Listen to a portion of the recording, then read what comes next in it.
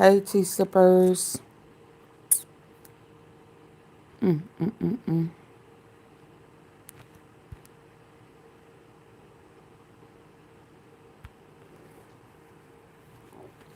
Hey, tea sippers. Ouch. I don't know what that is. I need to rub. Hey, tea sippers. Sorry for the delay. Sorry for not coming earlier.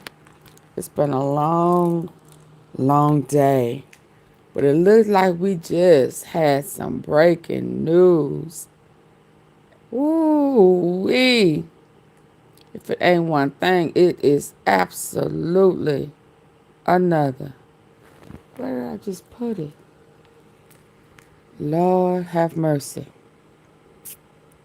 So much going on. So much going on. Turnaround after turnaround after turnaround. I guess it was hard for her to transition from being a supporter. Is this the right way?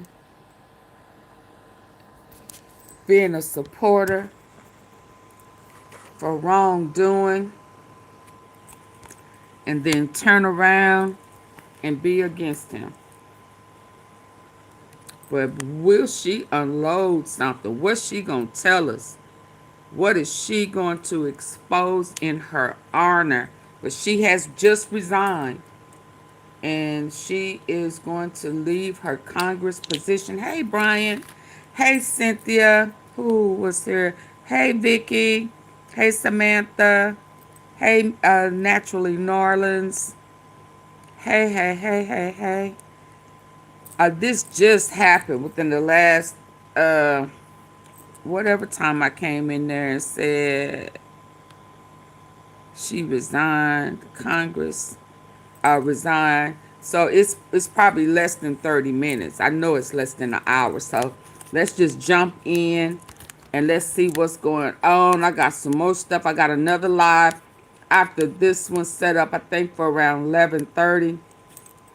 So please come in, hitting the like button. I would greatly appreciate it. I really don't want to have to stall and do all that good stuff. Have been very disappointed in the likes these last past uploads. So if you happen to miss them, please, I think the last 2 days, if y'all could just go and hit the like button, I would greatly appreciate it. Very disappointed. I almost didn't go live today. I'm going to be honest with you. Very disappointed.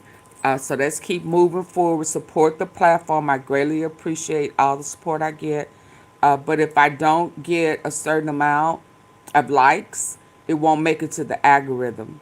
And so it's like, it's just a waste of time. And, I don't want to do that. I'll go to another, I'll leave YouTube and go someplace else if I can't get people to hit the like button. And that's just where I'm at with it right now.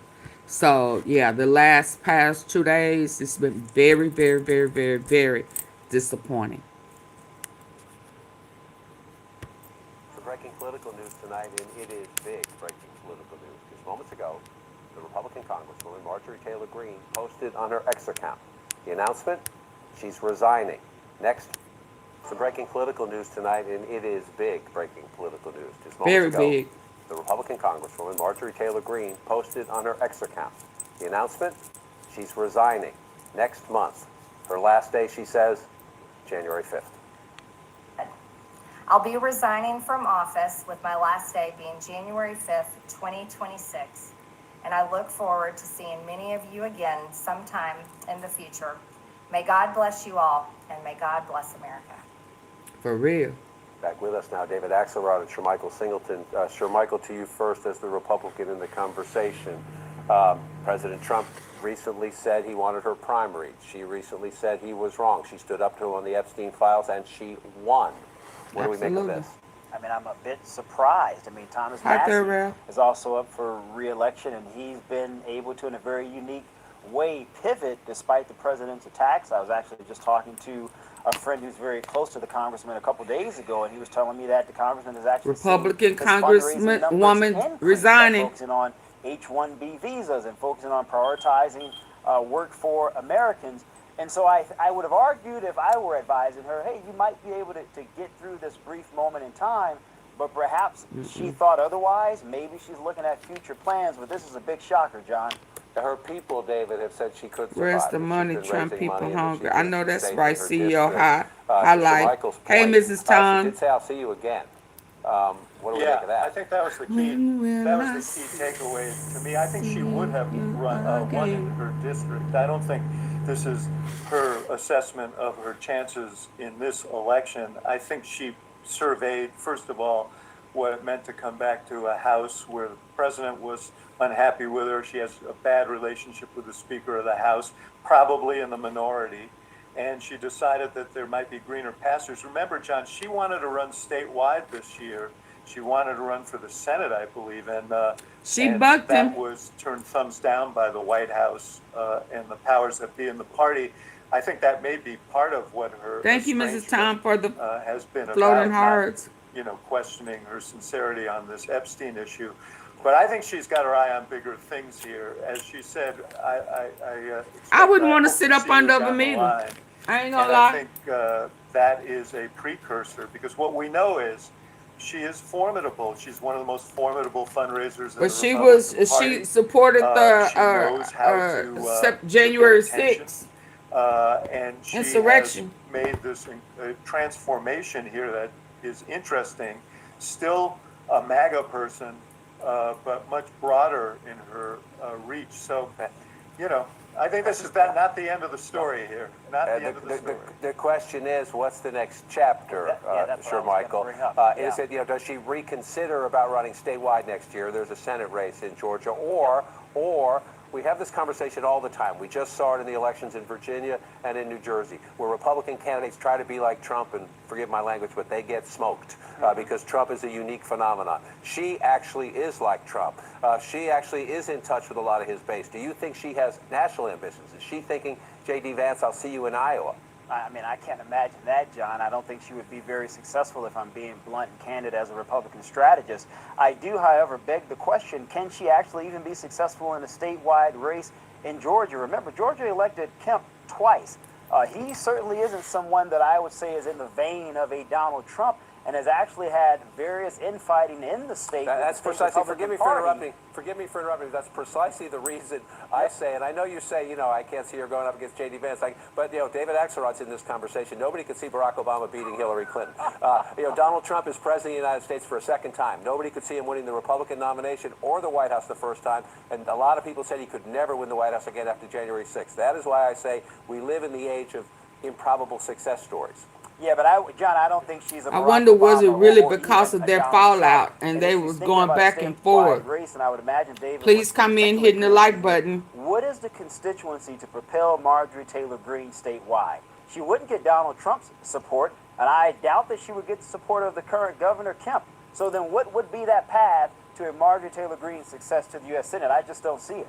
David, hang on with your thought. I just want to bring into the conversation. Hang on, David, just 1 second. I want to bring in to our conversation with some new reporting, our senior White House correspondent, Kristen Holmes. Again, Kristen, this is very dramatic, coming at the end of a week where Donald Trump and Marjorie Taylor Greene, once very close allies, have had a very public and very nasty breakup. Very. Business gifting elevated. What if you're... Yeah, and one of the most remarkable things about I don't know how I feel about this. Marjorie Taylor Greene, who described the last several days as painful for her. I mean, you got to remember, Mike. There are a number of different kinds of Trump supporters in Washington.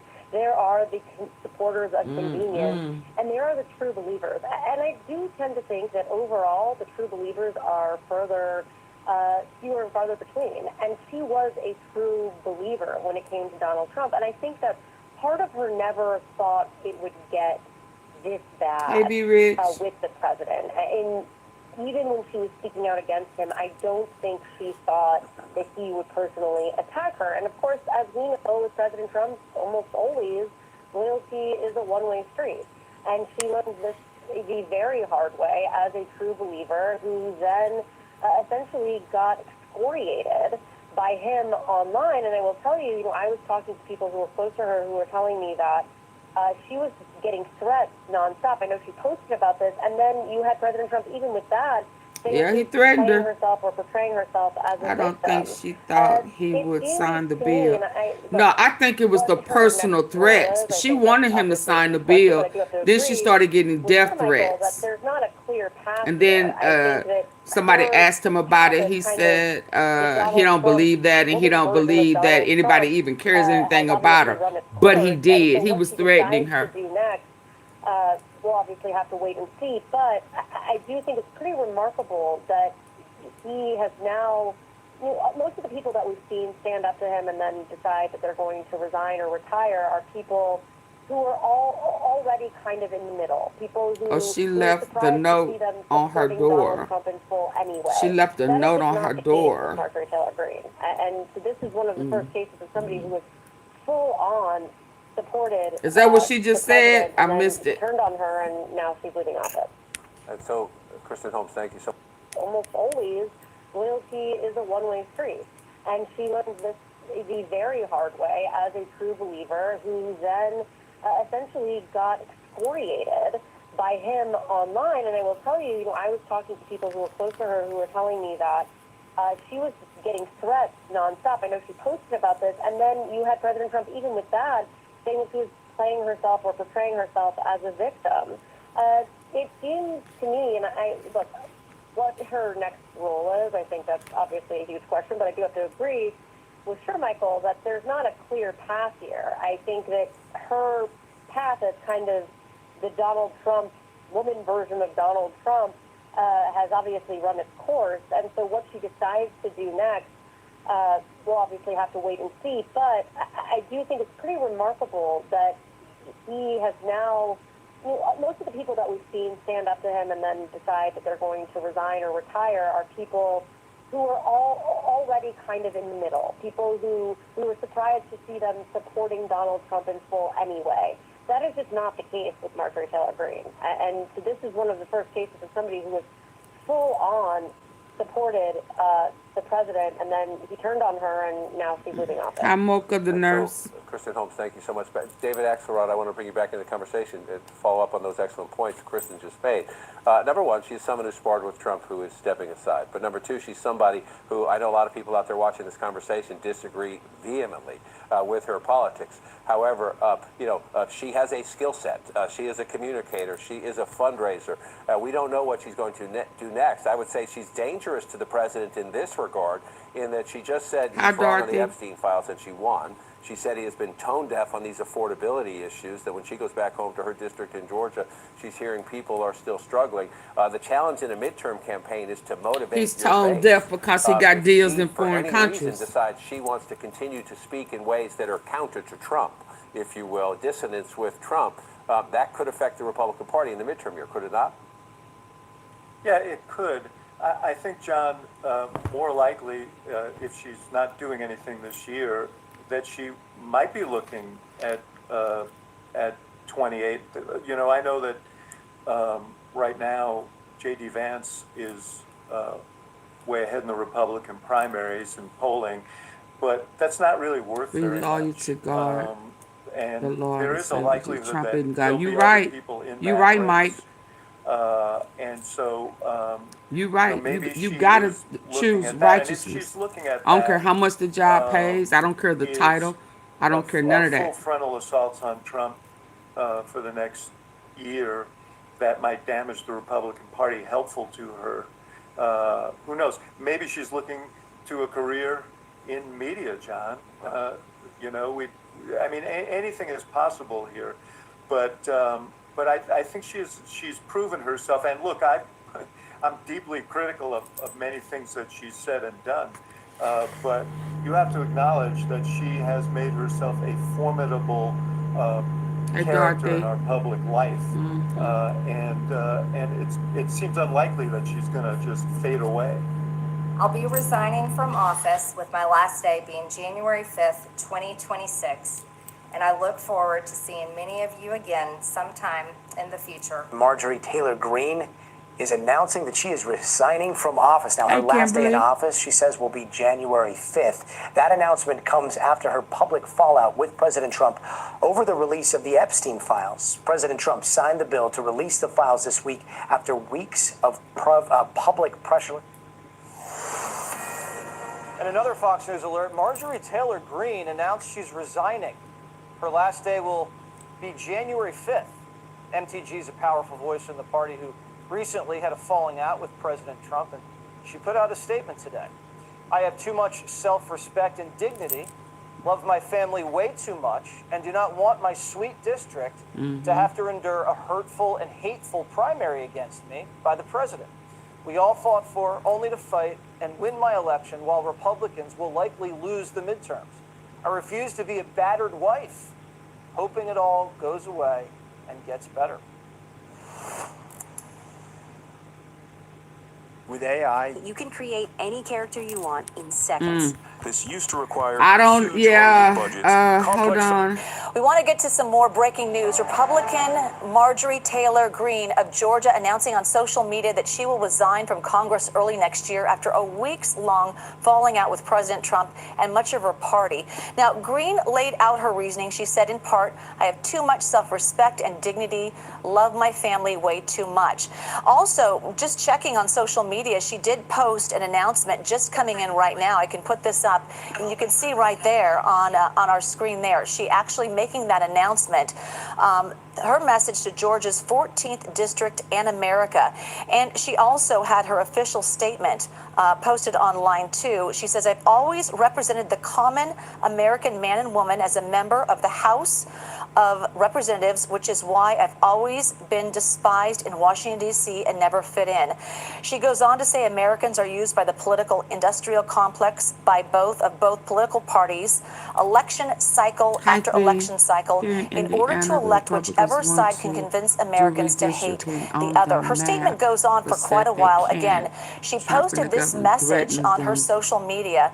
Again, breaking news, Republican Representative Marjorie Taylor Greene of Georgia announcing she will resign from Congress early next year after her fight with Trump, a weeks-long falling out with the president and much of her party. This happening just this coming week. Greene certainly laid out her reasoning, saying, she said in part, again, I have too much self-respect and dignity, love my family way too much. So this is obviously a developing story. She's announcing on her social media and also making a personal statement from her, looks like her living room, about why she's chosen this step and why she's resigning. We'll certainly continue to follow this. And if you recall, she certainly wanted the Epstein files released, and she and President Trump certainly had some words and obviously disagreements over that. So again, Republican Marjorie Taylor Greene of Georgia announcing on social media she will resign from Congress early next year. So we'll continue to follow this breaking news story and others here on CBS News 24/7 primetime. sports betting. I mean, it's just rolling quick. Yeah, how do y'all feel? How do y'all feel about it? Is here, Missouri. Unlock a huge I mean, $365 in bonus bets on this December is 1st when you bet crazy. just Threatening $10. this lady. Win or lose. She feels like she needs to, oh, that's why I had it on repeat. Not repeat, but in a breaking news. Let me see this. This is gonna be the last one. Hi, everyone. I've always represented the common American man and woman as a member of the House of Representatives, which is why I've always been despised in Washington, D.C. and just never fit in. Americans are used by the political industrial complex of both political parties, election cycle after election cycle, in order to elect whichever side can convince Americans to hate the other side more. And the results are always the same. No matter which way the political pendulum swings, Republican or Democrat, nothing ever gets better for the common American man or woman. The debt goes higher, corporate and global interests remain Washington's 178 people in here and only 21 likes. Y'all, come on. Illegal labor or legal labor by visas. This is why I'm ready to stop. Small businesses continue to be swallowed by big corporations. Americans' hard-earned tax dollars always fund foreign wars, foreign aid, and foreign interest. And the spending power of the dollar continues to decline. The average Yes, American family but can we no longer started to survive agree on a with single her breadwinner's because income. she As started both putting the people and making the people a priority.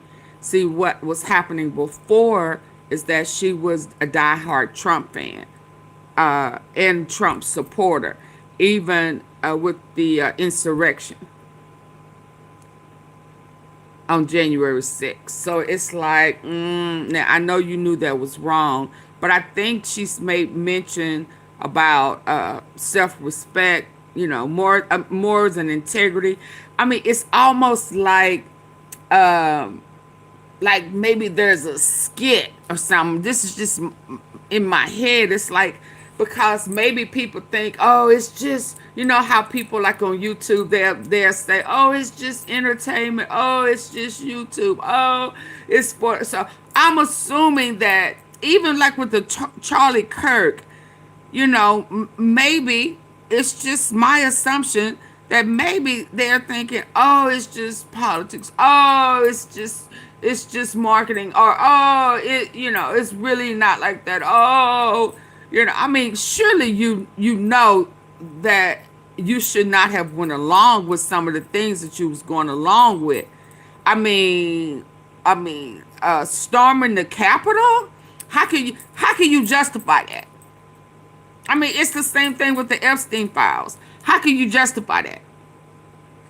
How? Where's your moral compass? So for people, you know, in Congress or, you know, was saying, okay, yeah, we appreciate, you know, her standing for the victims. Now, you know, her change, but she has been, you know, this, that, and the other. That's kind of like Candace Owens to me. You know, her views was horrible. Her verbiage was horrible. You know, it's like she was being used, right? And then her light bulb came on, and now people want to say, oh yeah, she's this, but she's anti-Semitic. Oh, she's this, you know, she's this, she's horrible, she's the worst. No. I mean, so what, to me, whatever time the light bulb comes on, at whatever time you realize that your character and your morals are more important than this. I mean, it's just have gone on way too far. And where I was trying to justify it previously, I can't do that anymore. I mean, because it's from one extreme to another. It goes from bad to worse to horrible to just dang near deadly. It's like, wait a minute, whoa. And then you're going to have these people who are not going to forget, y'all, it's 258 people in here. I have 27 likes. Please double tap the face of your screen for me, please. Come on, get the likes up. Thank y'all for the gems. I see you, Southern Queen. Thank you. Somebody, Jody, woo, gave me a thank you. No, thank you. I greatly appreciate it. You know, thank y'all for the love and the support again. Hey, Art Gentry, I greatly appreciate it. So, like I was trying to tell somebody before, this is not just a shift in the atmosphere. This is serious to me. Spiritual warfare. To me, it has gotten to a very ugly place that a lot of us have never seen. We're making America great again. I'm going to assume that for the most part, the supporters did not really anticipate the deals and the direction in which Trump was moving, or pro-America was moving. And, you know, they were justifying it. And I think for the most part, a lot of people thought that it really was in line with God's word. I don't know how. I don't know how. And so the year of exposure is here. So a lot of things were being exposed. right? So it's like, even if you didn't realize it was that deep, once God takes the blinders off and you can see it for what it really is, I would assume that your feelings, your gauge of spiritual relationship with God, as well as your moral compass, has to change. It has to. You can no longer feel the same, follow the same route. I mean, so I just think that even with the Republican voting here recently, midterm, middle, all of that, it's just no. It's just way too much. So I think that she should get some grace? Yes. Because I believe at whatever point the light comes on for you to do better, the light came on. And it would be different if the light came on and you still remain the same for the position, for the title, for the money, or what have you. But to give it up speaks volumes. And all a person can do about the mistakes that they've made in the past is, ask God to forgive them, give them strength, lead me and guide me, and honor God's word over what you should now know is the devil.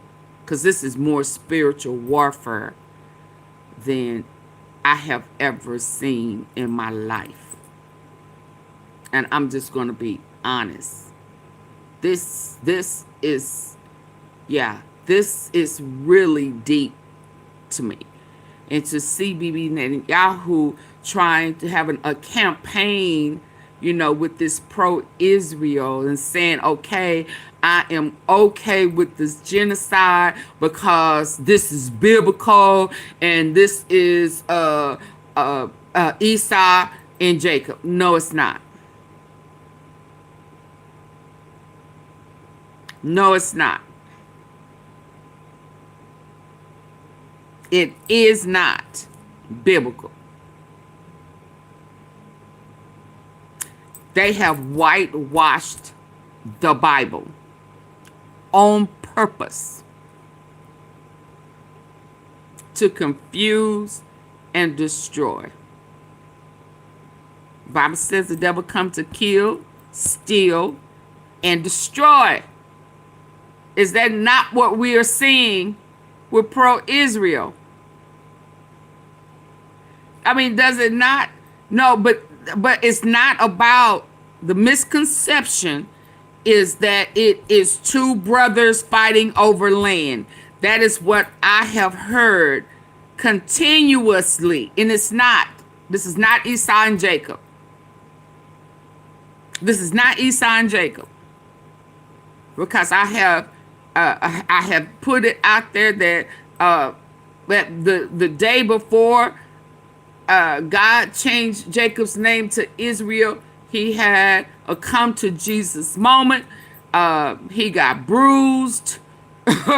And when he met with Esau, he was expecting a fight. He was expecting a war, and his brother embraced him.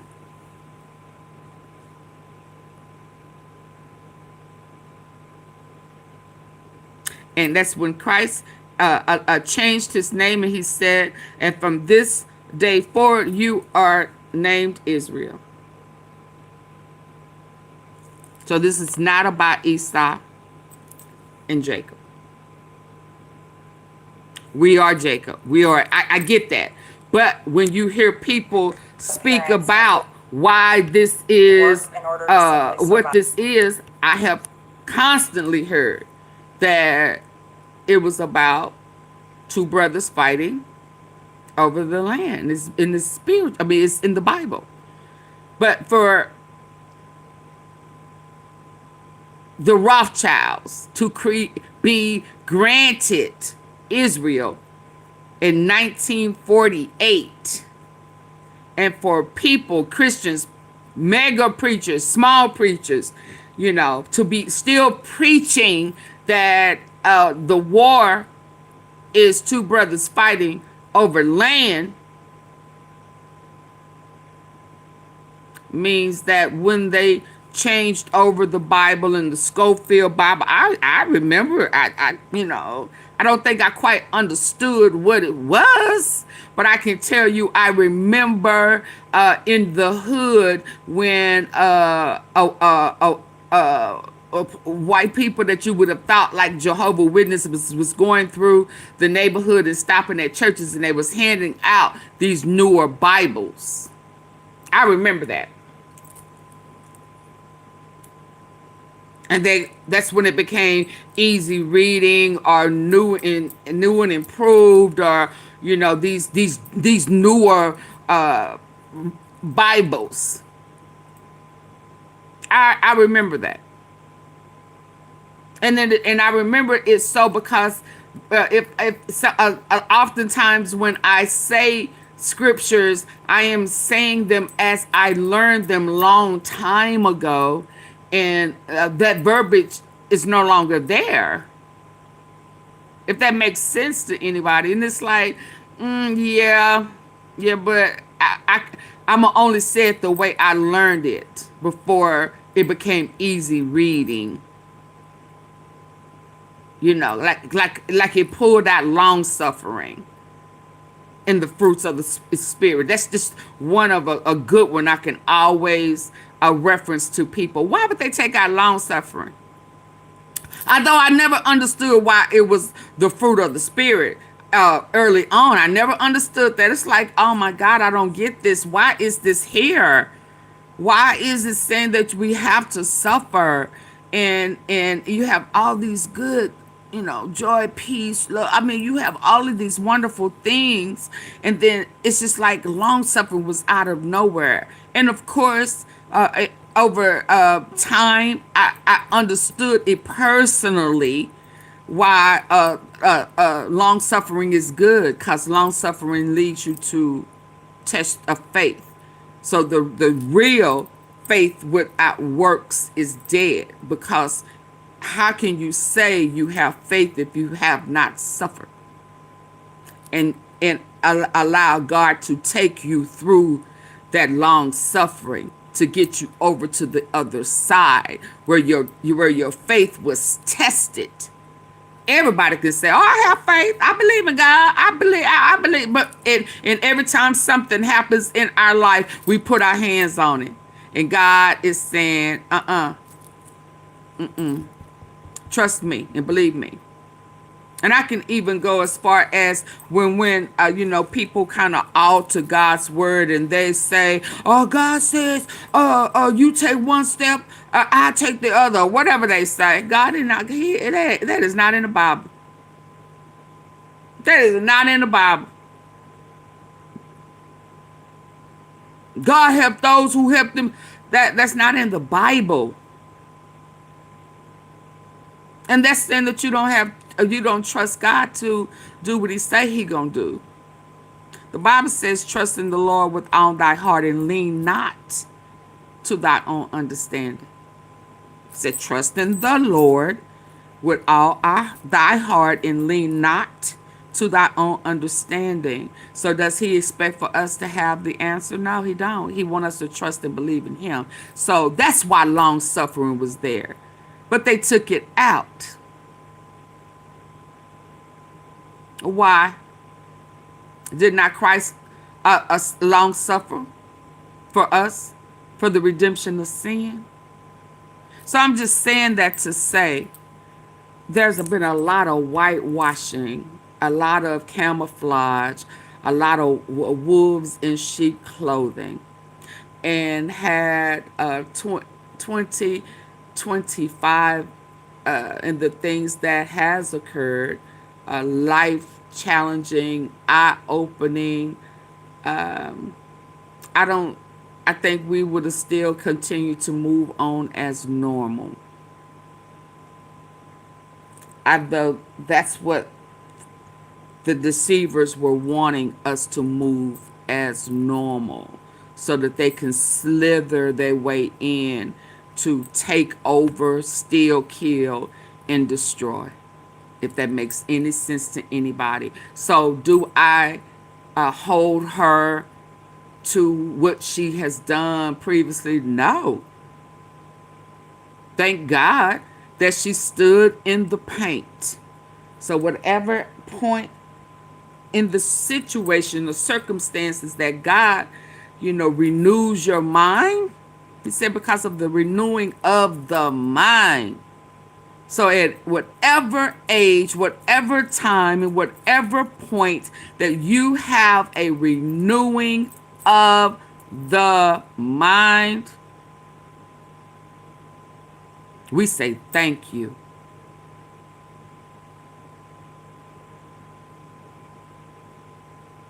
We say thank you. And that's how I feel right now about Candace Owens, as well as what's going on with Marjorie Taylor. I know she probably didn't think Trump would back her, but he's being demonic. No one, he's not loyal to anyone. And I don't know if she believed that he wasn't in the files. I don't know if she never believed that he was the PDFer. Once you find out these things and you listen to these people, because just because the person, the young lady has not stepped forward just yet with the survivors, to say, yes, Trump was the one who took advantage of me. There are several. And we don't know if she has talked to him or met them. There are a lot of his staff and congressmen and judges that he has placed that are probably going to look at things differently. You understand? Now that these files are coming out.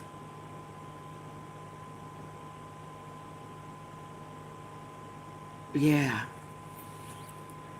I mean, I joke and laugh about the Picklegate, but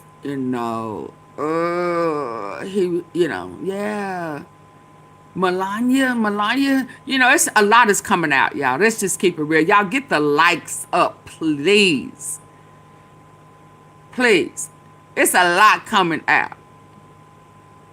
I mean, because as I'm stopping and thinking about it now, tea sippers, y'all, really, honestly, collectively, we get the tea kind of early, we get the tea kind of early, and I roll with it and joke with it. And then once it started really hitting the mainstream, and then it really becomes verified, Now, I know they're trying to say Bill isn't, Bubba isn't Bill. Bubba is Bill Clinton.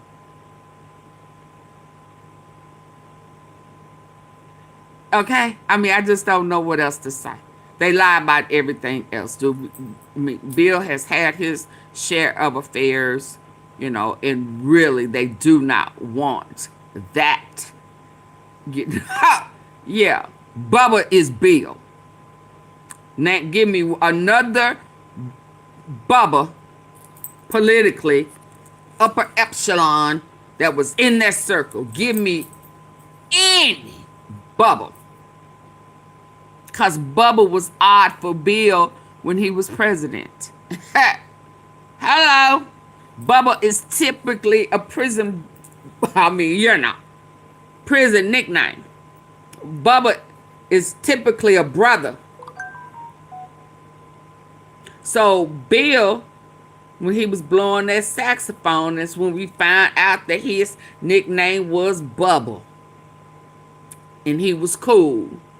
And then they used to say a long time ago that, I don't, he white, he so cool, he our first black president. Yeah.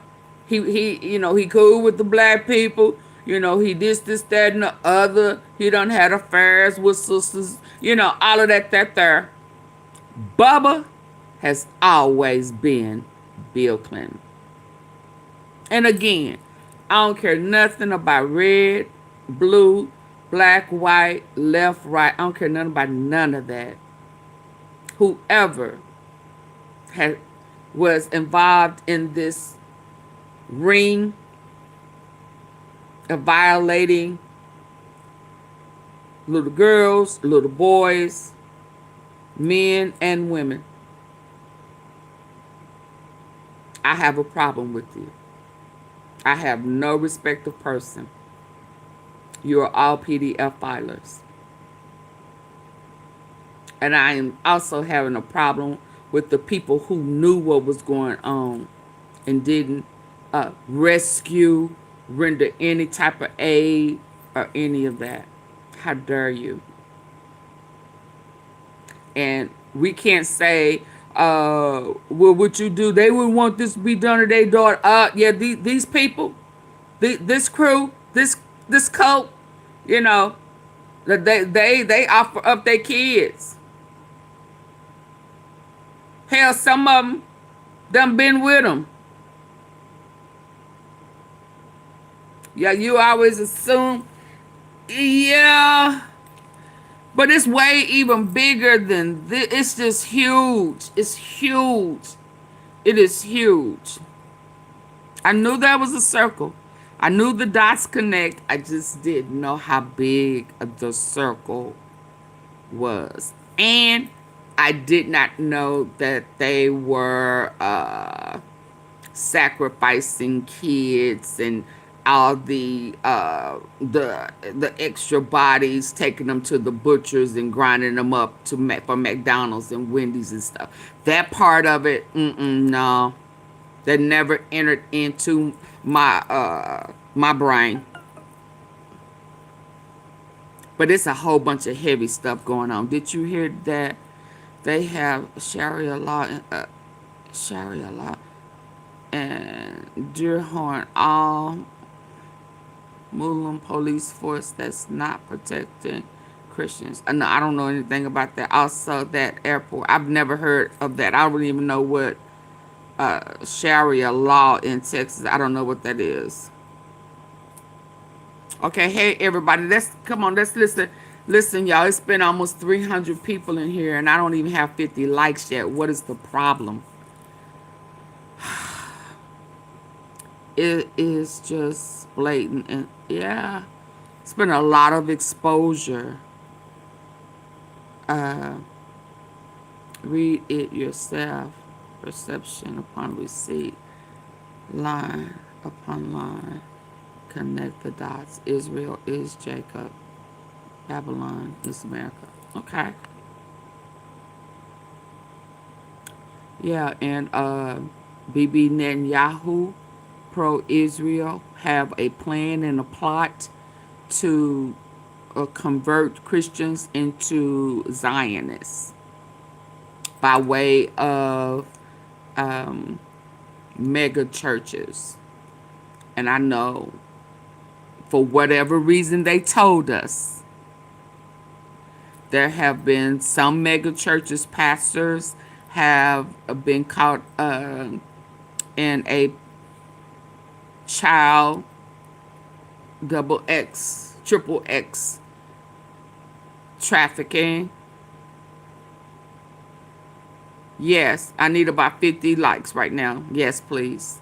I would greatly appreciate it if we could just hurry up and double tap the screen and get at least 50 people to hit the like button, the three dots at the top right corner on your computer, the thumbs up, or just double tap if you're on your phone device. It's free. It doesn't cost anything.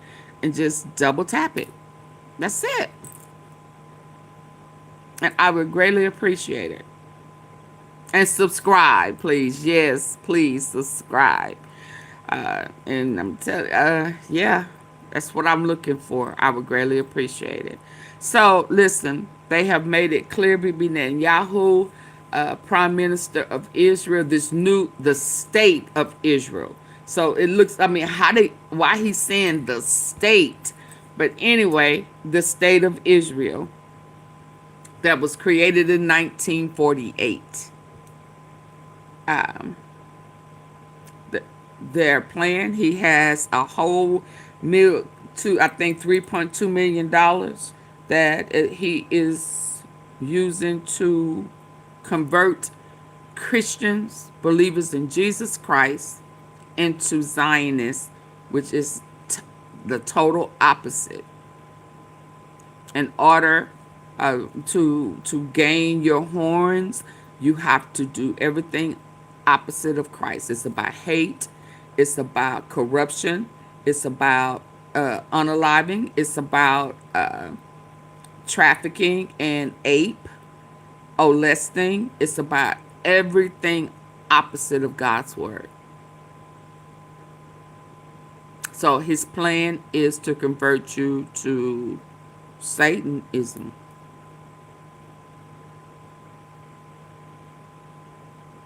So would that be enough to make me get off the wagon? Yeah. Somebody was in my comments yesterday who was saying how awful it was to entertain Candace Owens, to praise her. Oh, really? Really? I listen to somebody who's telling the truth, and it don't matter when she comes into truth. He or her comes into truth. I listen to the truth.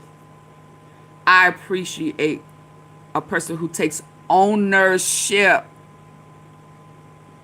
and then have a renewing of the mind. See, it would be totally different if a person took ownership and continued to do the same thing that they were doing. And for whatever reason of occurrence that made them have a renewing of the mind, that helped them in assisting them to start seeing the light, whatever long suffering that you had to go through in order for you to have a renewing of the mind, you have a renewing of the mind. And Lord, we thank you. And she has made it a mission to stand in agreement, stand in the gap for God. So why would I hinder her based on her past if she's had a renewing of the mind? See, this is how we have to look at people on a daily. We can't hold them in bondage for what they have done and said in the past when there has been an acceptance of Christ and a renewing of the mind, right?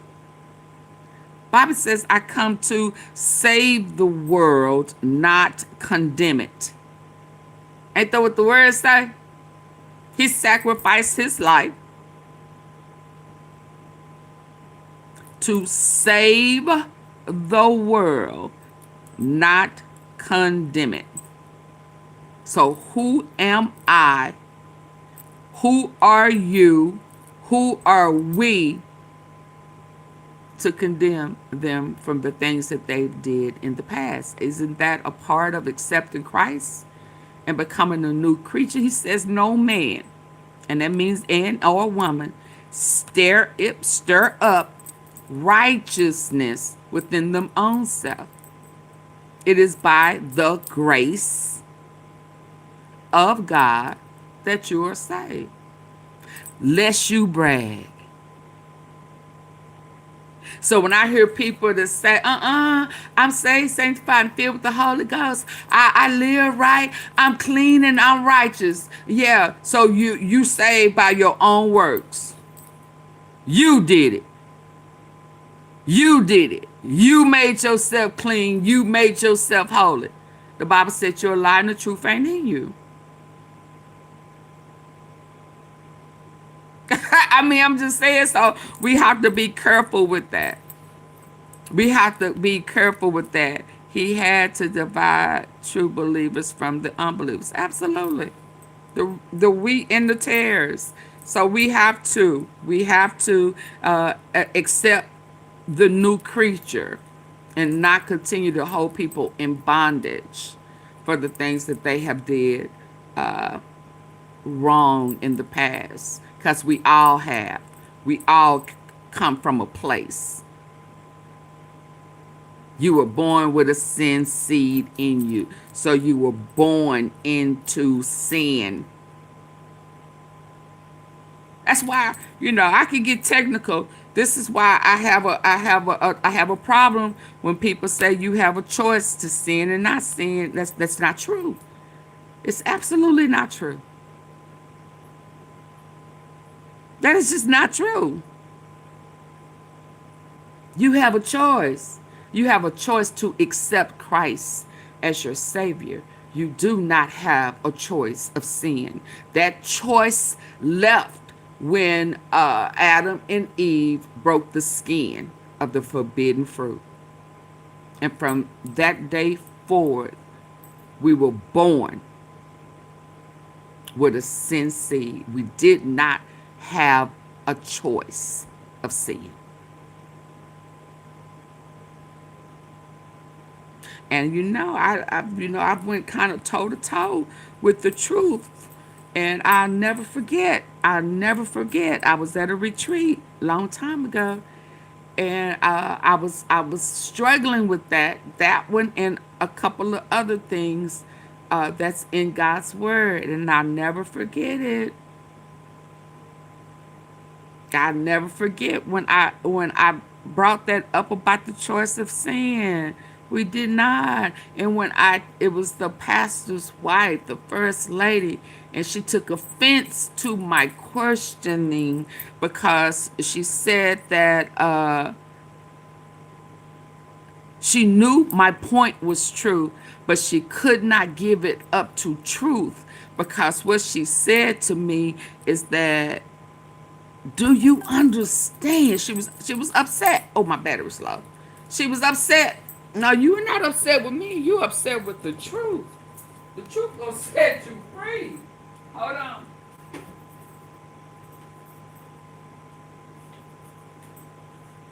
Because we were out of town. We went to a overnight retreat in some country. I don't even know where it was, and I was so ready to go. This is when I started saying, "Oh, I don't like riding with nobody. I don't want to be on the bus. I just don't like that, because when I am ready to go, I am ready to go." And once this happened, I was so ready to go, because now you're trying to make it seem like I'm wrong for asking questions. But when I challenged that about we have a choice of sin, and I took it back to being born with the sin seed, she could not answer it. And she said, do you know that what you are saying and what you're implying would mean that everything that we have been taught is wrong? And I looked at her with tears in my eyes and said, exactly.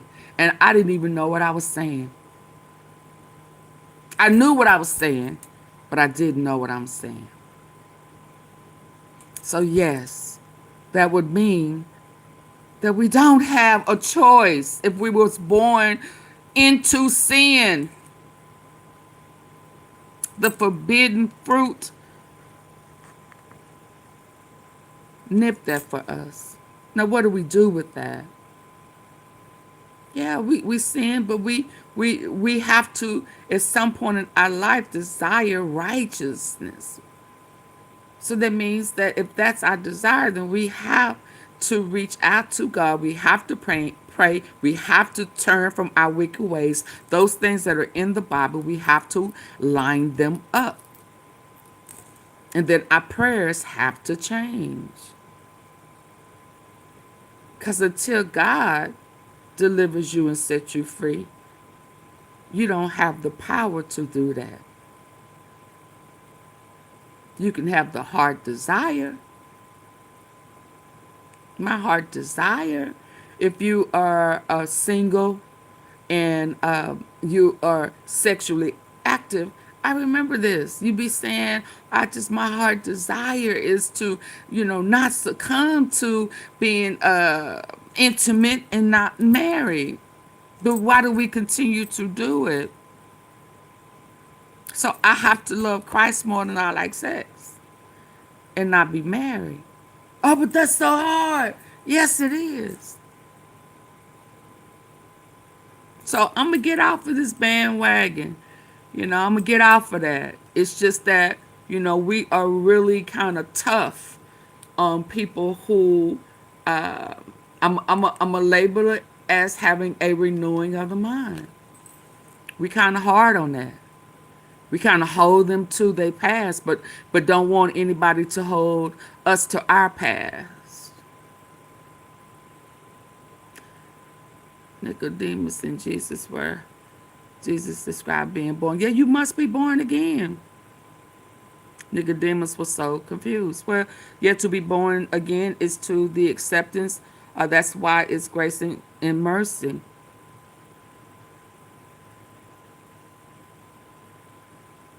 We will forever be a sinner. That's why we have to die, because sin cannot enter into the kingdom of heaven, nor can death. Death has to die. Boy, that was, you talk about that one. Yeah, death cannot enter into the kingdom because it's eternal. No more dying. No more crying, no more suffering. So let's move on, y'all, and subscribe. Yeah. Yeah, I remember an old song about Nicodemus. You must be born again. I think that was the song. Yeah. Okay, so yeah, let's finish her out and we're gonna get to Candace. Candace is talking about I haven't listened to her, but I know by the title is Kash Patel and what he said. It's just so much revelation. I am just, and I bless pressure,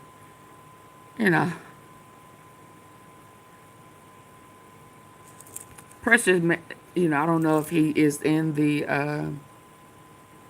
in the clouds, but shout out to Big Pressure. Shout out to Big Pressure. I've never had an issue with pressure, and this Charlie Kirk situation,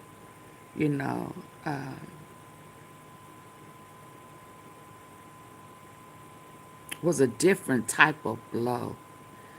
And I remember him, he constantly would say, y'all still believe in the government?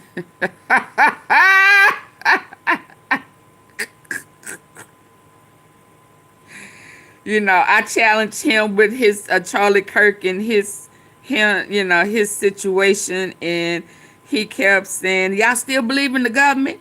And here I am. Yeah, I believe that they gonna do their job. I believe that they gonna die.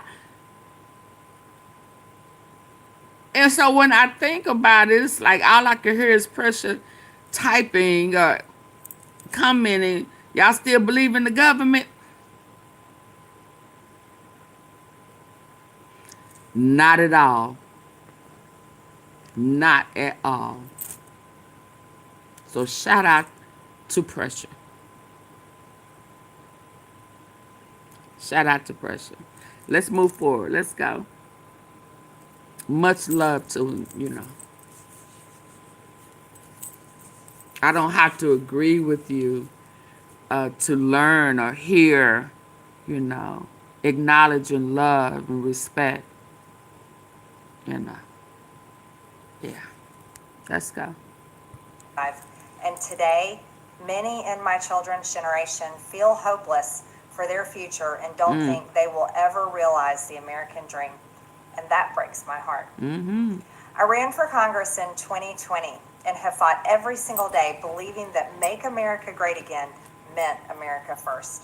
I have one of the most conservative voting records in Congress, defending the First Amendment, Second Amendment, unborn babies, because I believe God creates life at conception, and I love to fight for the little guy. Strong, safe borders, I have fought hard for that.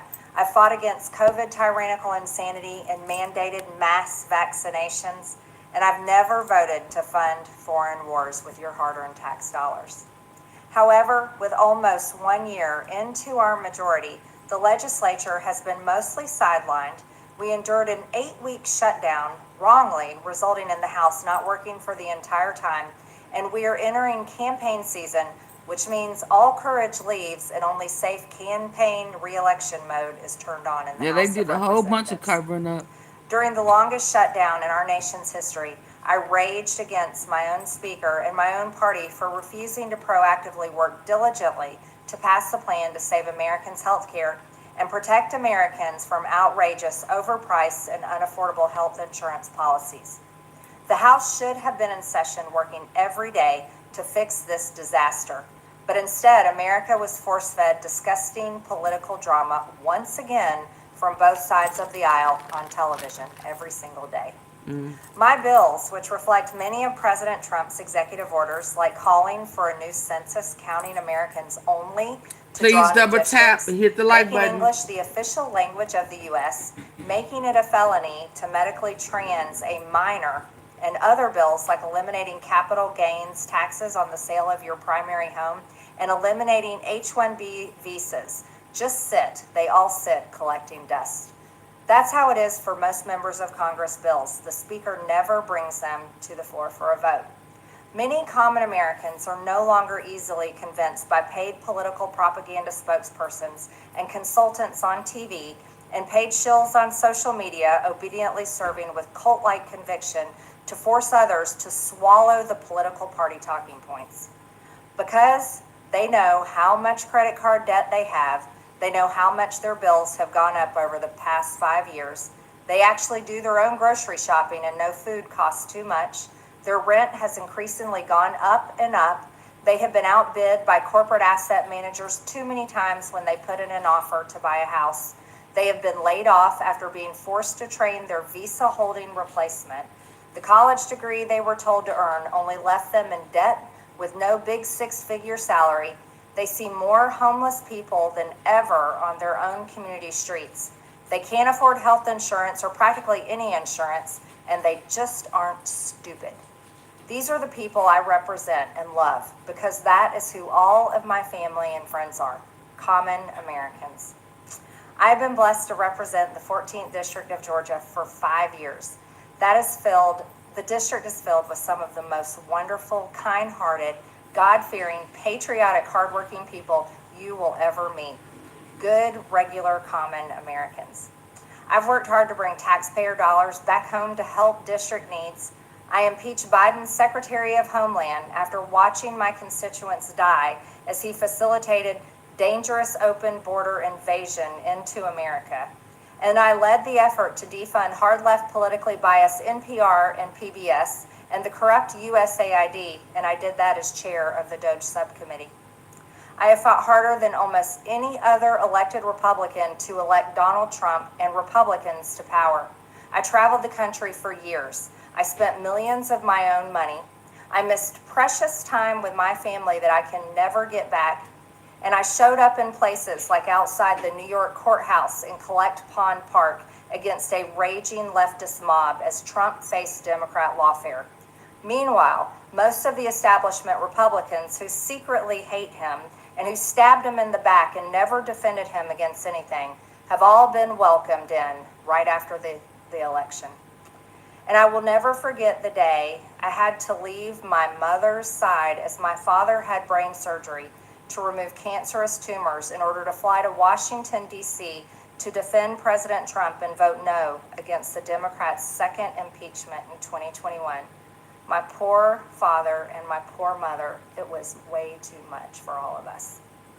Through it all, I never changed or went back on my campaign promises and only disagreed in a few areas, like my stance against H-1Bs replacing American jobs, AI state moratoriums, debt for life 50-year mortgage scams, standing strongly against all involvement in foreign wars, and demanding the release of the Epstein files. Other than that, my voting record has been solidly with my party and the president.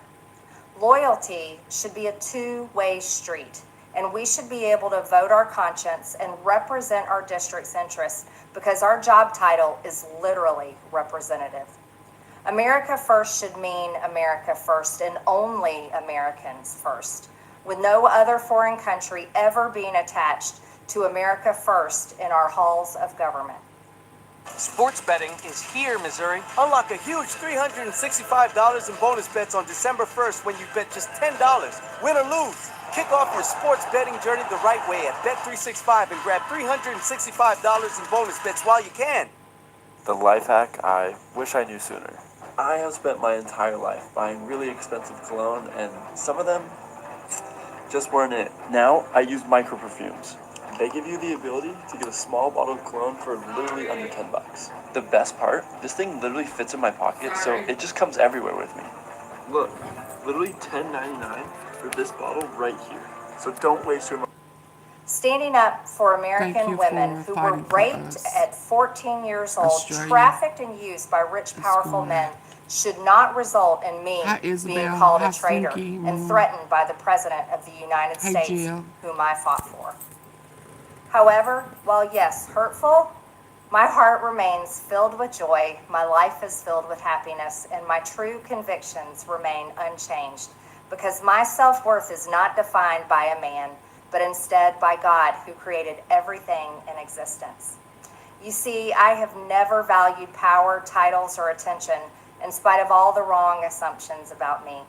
I do not cling to those things because they are meaningless and empty traps that hold too many people in Washington. I believe in term limits and do not think Congress should be a lifelong career or an assisted living facility. My only goal and desire has ever been to hold the Republican Party accountable for the promises it makes to the American people and put America first.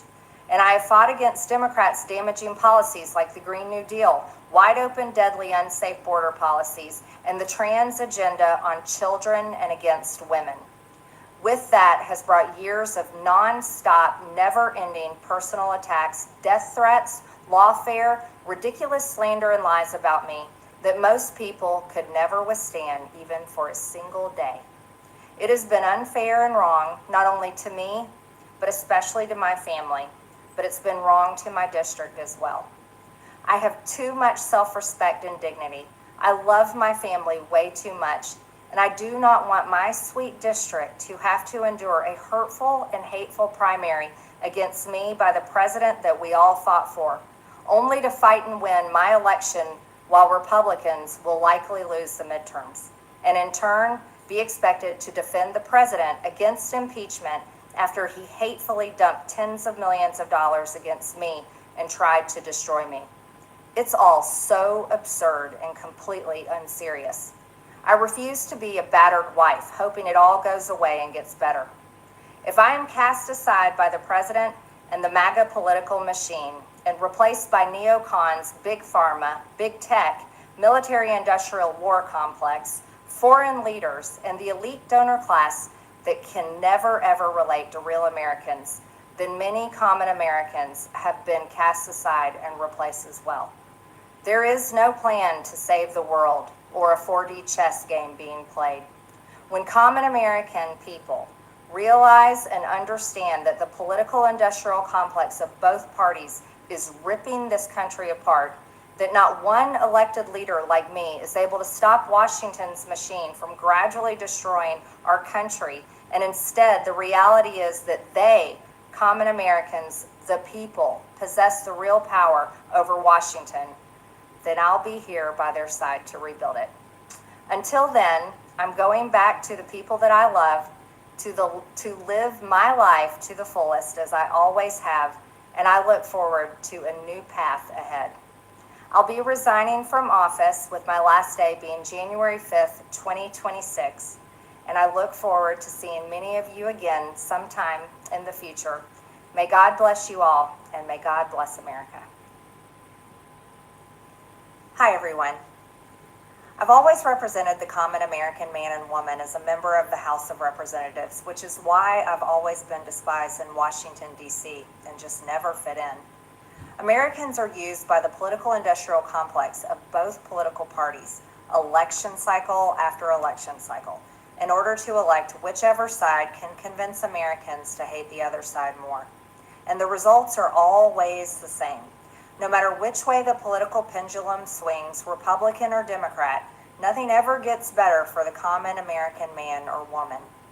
The debt goes higher, corporate and global interests remain Washington's sweethearts, American jobs continue to be replaced, whether it's by illegal labor or legal labor by visas or just shipped overseas.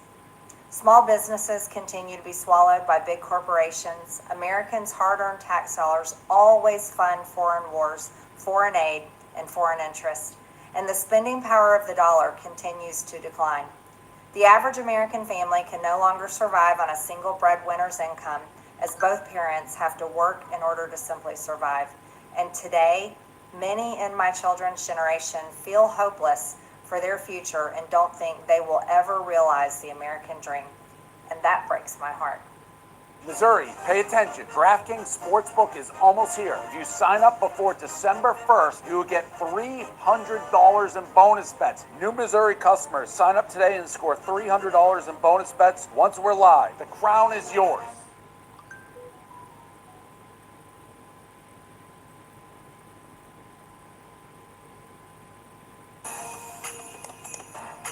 Get the 20% cash back Black Friday offer when you pay in full. No fees. Don't y'all get caught up in there spending all y'all money. I ran for Congress in 2020. Is she repeating the same stuff? Is she repeating? Yeah, we've heard that. Okay. What y'all, I think, please double tap. We're about to move on. We're moving on. I'm pressing my way. Come on, y'all. Hit the like button. Get the like stuff for me. I would greatly appreciate it. I don't know what else done happened today. Oh, boo, yeah, let me hurry up. I got some tea. Ha! Let's get to Candace. Oh, Lord. Oh, Lord. Oh, Lord. Trump calls off her endorsement. Let's get to Candace. Y'all ready for Candace? All right, you guys, happy Friday. Some more interesting tips are coming in. It seems that company, the angle has opened up a whole new level in this Charlie Kirk assassination story. And I have to tell you, I do not think that they were just painting planes this year. Rather, we've learned that just before Charlie's assassination, there was actually this joint military exercise, which was taking place related exactly to where the Egyptian yellow plane landed on its way to Provo. We need to definitely keep at it. Zionists are mad. I don't know why. This investigation really has set Zionists off. I think it's because we're getting closer, and Charlie would indeed want us to keep going, Max. So, welcome back to Candace.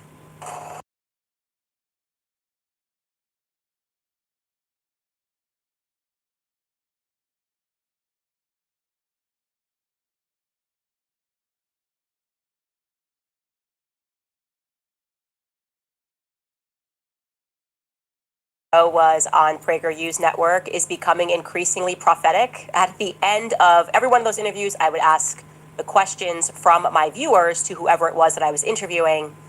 And this is the question that came in for Charlie, and this is how Charlie chose to answer that question. Take a listen. Okay, I already know this. You kind of already touched on this. Your all-time favorite historical figure, is it Milton Friedman or is there someone else? Jesus Christ? Yeah, I would say, I gotta always trust God, Keisha. Wow, that is a great question. Historical figure. So, just for to make it fun, let's just say before 1850. Okay, he's amending your question. Whoever this is. Susie from Buffalo. I'm so sorry. Yeah, exactly. It's amazing, right? It's the Mensa. I mean, I'm kidding. So I love the American founding fathers. Ben Franklin, I always really enjoyed. You know, Washington, Abraham Lincoln, Thomas Jefferson I think are too cliche. So one I really enjoy that I just love learning from is Julius Caesar. I think he's one of the most interesting historical figures.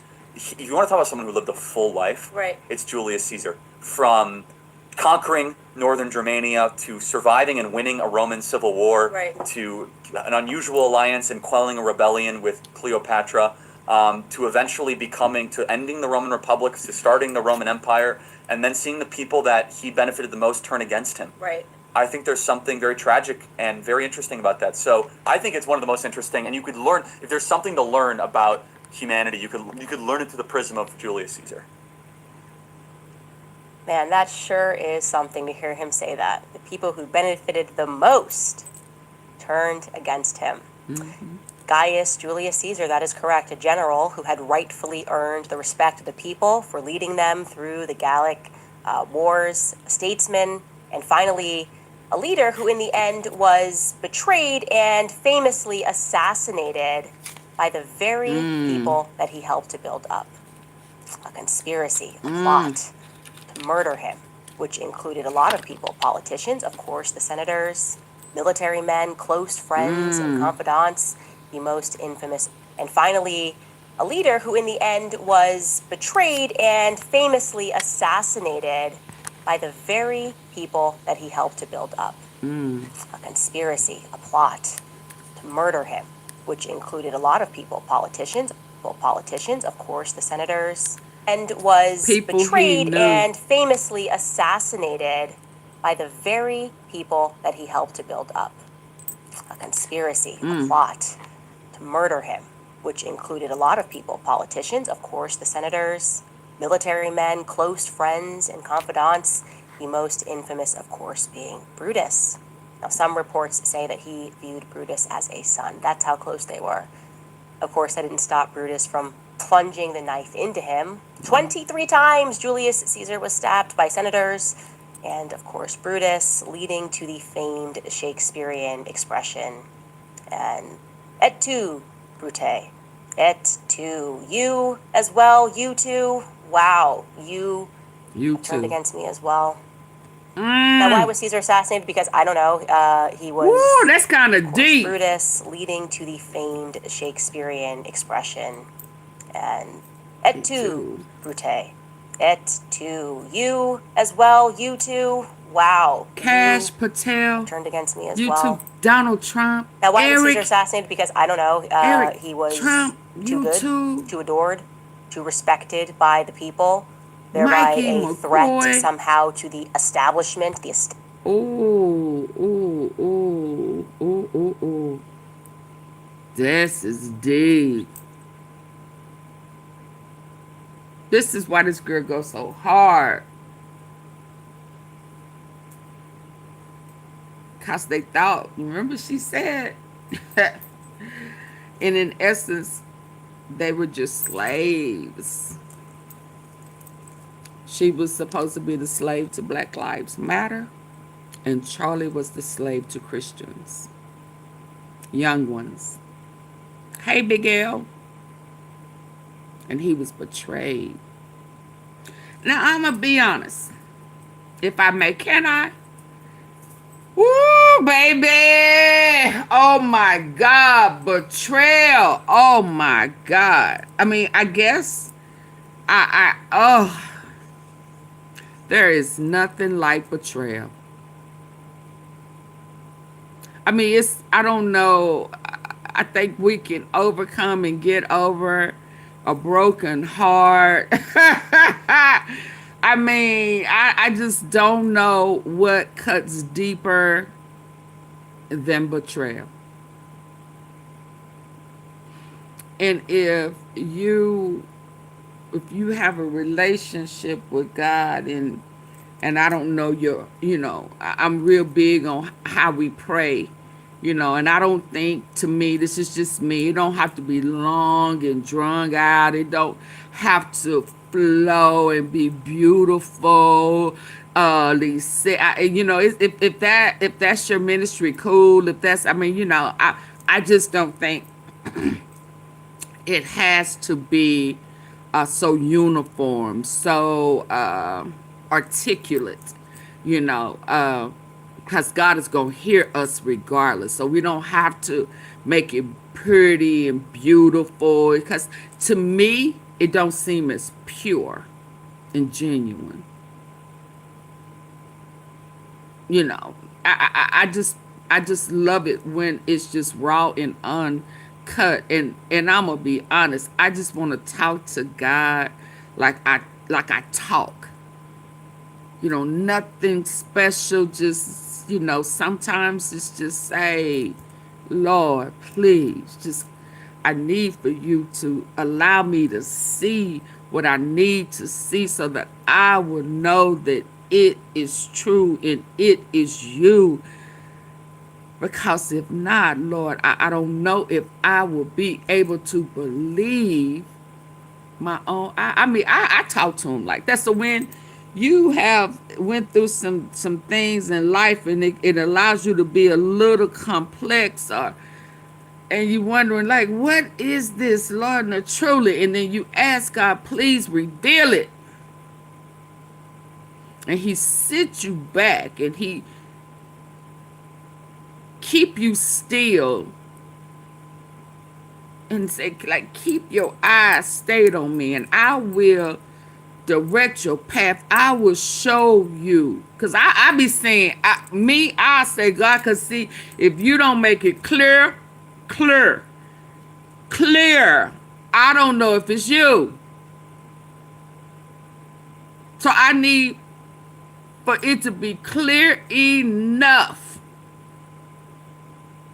that I see what I see, and I know that what you are revealing to me, I'm seeing it because it is you.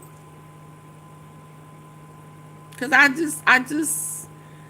just don't understand, and we hold on to traditions. We hold on sometimes tighter to traditions than we hold on to truth, irregardless of what we see.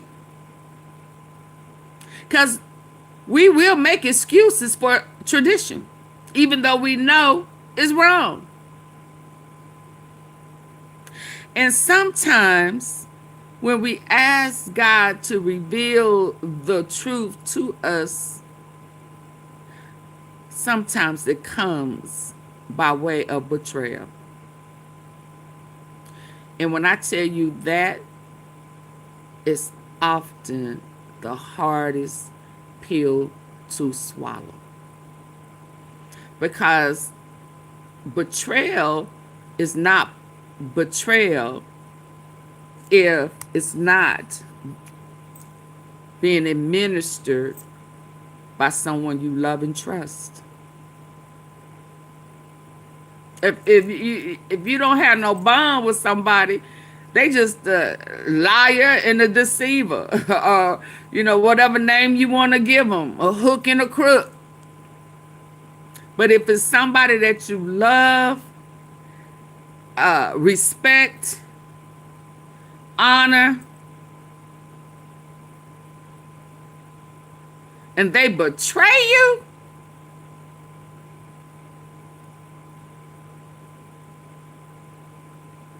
sometimes they may think, I'm going to have to kill this person, unalive them. So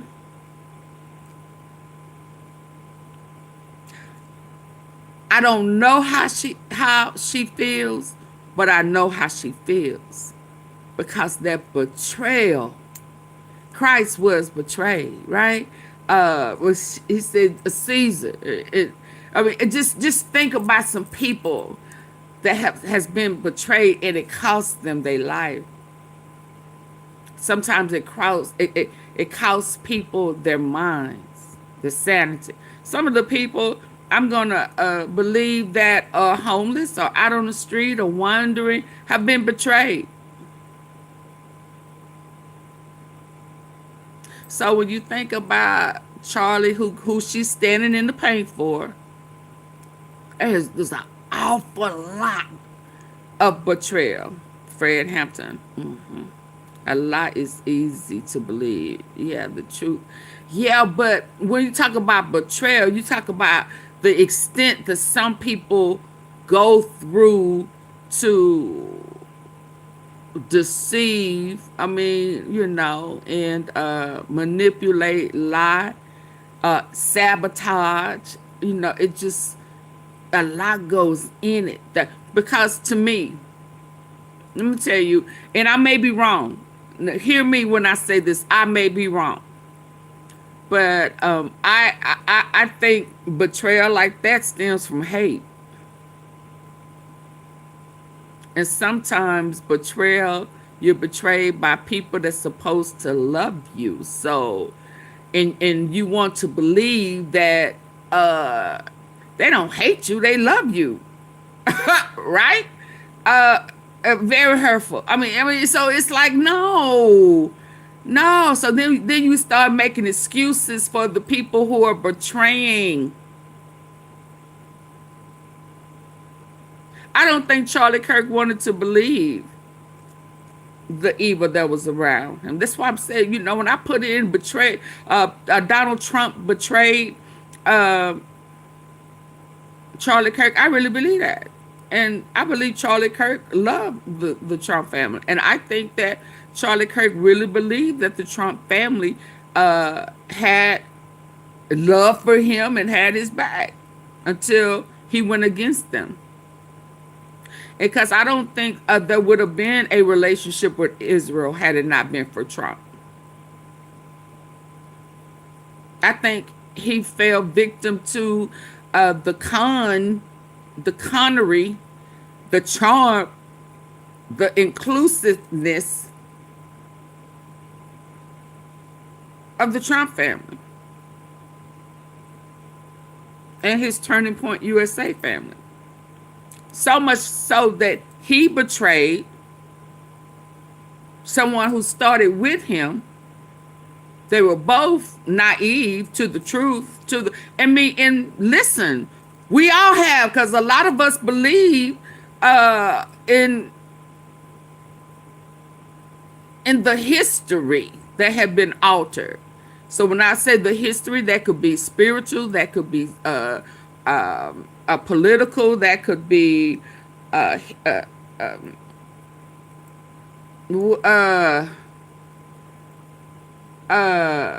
said spiritual. I'm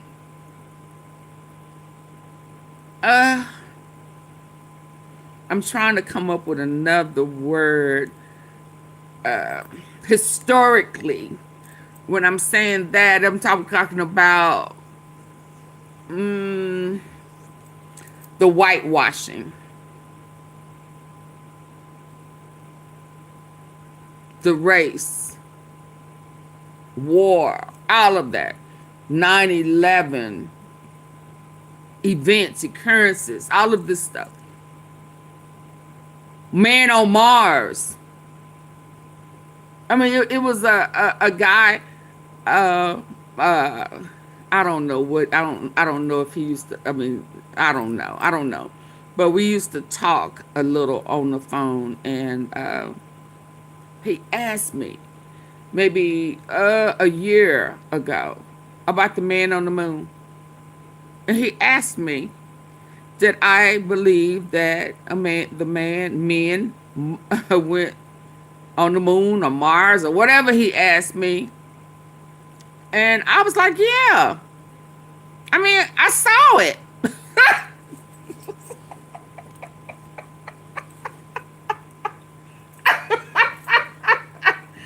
And he said, he's maybe 7-8 years older than me. And he said, you really believe that? Don't laugh at me naturally. And I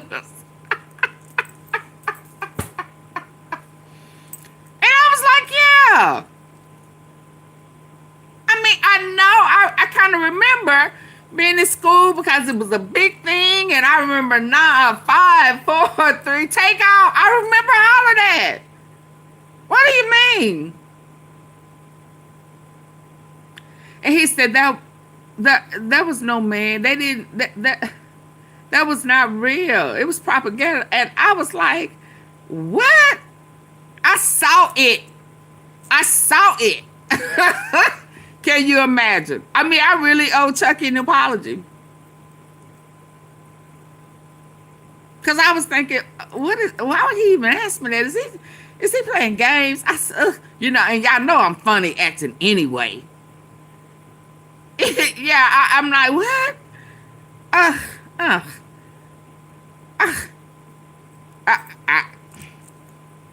And then what? 3, 4 months ago, I played it here, where the man was feeling the conviction of continuing with the lie.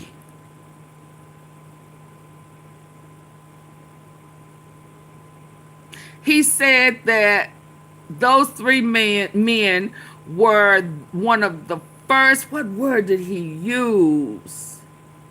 Oh man, I wish I could remember the word that he used to describe fooling the people. He didn't say propaganda. He didn't, I mean, I can't remember. He didn't say, I just can't remember. I don't want to put a word there. But it was a hoax. They were never there. And he said, if you look, you don't see my eyes. Because they were never there. It was all done in the studio.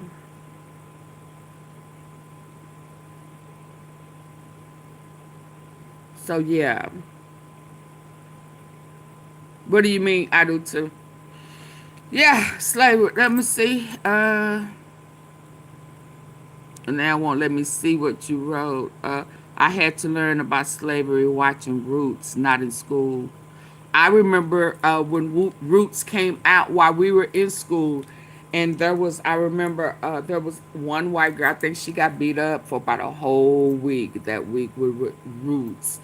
I don't think that's when I think Roots took our understanding to a different level as far as it was a production. Yeah, it was production, but he was talking about the foolery, the trick, the manipulating of the cannot think of the word that man said. But it was one of the first. I don't want to say the wrong word that he used, but it wasn't production, but it was basically the first camouflage of the truth, the first manipulation, the first lie. One of the first big lies, and it was artificially presented, and I was kind of in shock. So honestly, 2025 has been a very revealing to a lot of the lies. It's just like, even I knew not to trust the shot cocktail because they couldn't tell me what was in it, and yeah, no. I've never had a flu shot. My mama and my sisters and everybody get it. And I knew that they were saying that they was putting the flu in you so that your body could resist it. I don't put nothing. If I don't have it, don't put it in me. Now, I've always been like that. But to know how they are altering the food to what extent, and just in case you didn't take the shot because not enough people passed away or expired or believed the propaganda and got the shot, Now they are injecting, Gates is injecting it in foods, the tomatoes and lettuce and yeah, they are intentional. But baby, we'll make sure you stay to 11:30 after this one so we could talk about Bill Gates and Jeffrey Epstein. My. It's a whole bunch of bro affairs. That's a whole bunch of broham. All that bros before hoes stuff. Nope. Nope. Nope. Yeah. So what, you want to get rid of all the women so you can be here left with a whole bunch of men? What in the world? Billy? Yeah, we're going to have to dive into that one. I can't wait. So let's hurry up. Y'all, come on, hit the like button. Me Too came in 1977. Is that what? I just remember it. Yeah, I'm just shocked. Let's carry on. Turned against me as well. Now, why was Caesar assassinated? Because, I don't know, he was too good, too adored, was stabbed by senators, and, of course, Brutus, leading to the famed Shakespearean expression, and et tu, Brute, et tu, you as too. well, you too, wow, you too. have turned against me as well. Oh, wow. Now, why was Caesar assassinated? Because, I don't know, he was too good, too adored, because Charlie knew that he had he knew that somebody was going to unalive him. He had begun to get threats. So imagine knowing that they was coming to unalive him. He didn't, but then to find out, yeah, he probably knew Bibi Netanyahu. Yeah, because especially when he turned down money, he turned down the trip, they was trying to lure him. And he was like, nah, I don't know where this money coming from. I don't know where the money's going. I got money missing. And I don't understand some of these deposits. Oh, and imagine the panic. And then he thinking it's coming from one way. And then to say, oh, you too? You in on this? Rob McCoy, Mikey? Y'all wanted me to think Candace was against me. Oh, my God. You, Erica? I loved you. You were a plant. You were a spy. So those Romanian kids, you were a part of trafficking? All of that is true. Eric, I thought you was my friend. Kash, Patel, I helped you get on at the FBI. Oh, man. Oh, fuck. That's when she says that, that's what I hear as far as Charlie goes. That's what I hear. He really adored Donald Trump. That's a hard pill to swallow.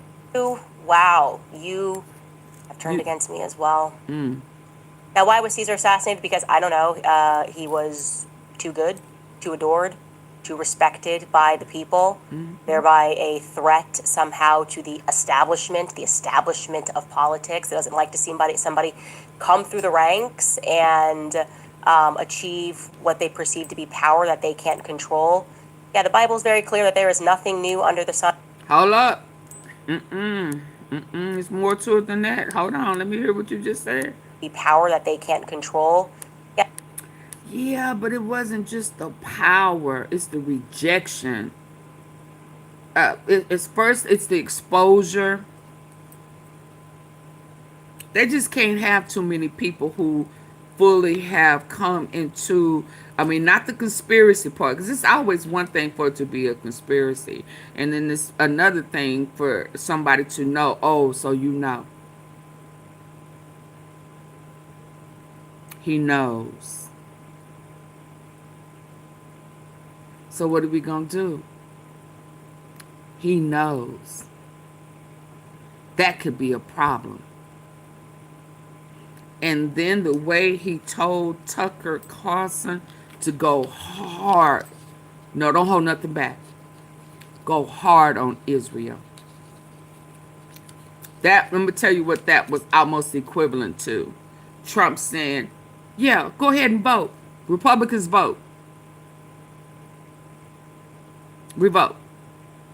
And then when they voted, you should have known that it was going to be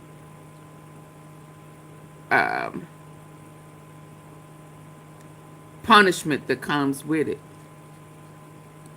So when he told Tucker Carlson to go to the max,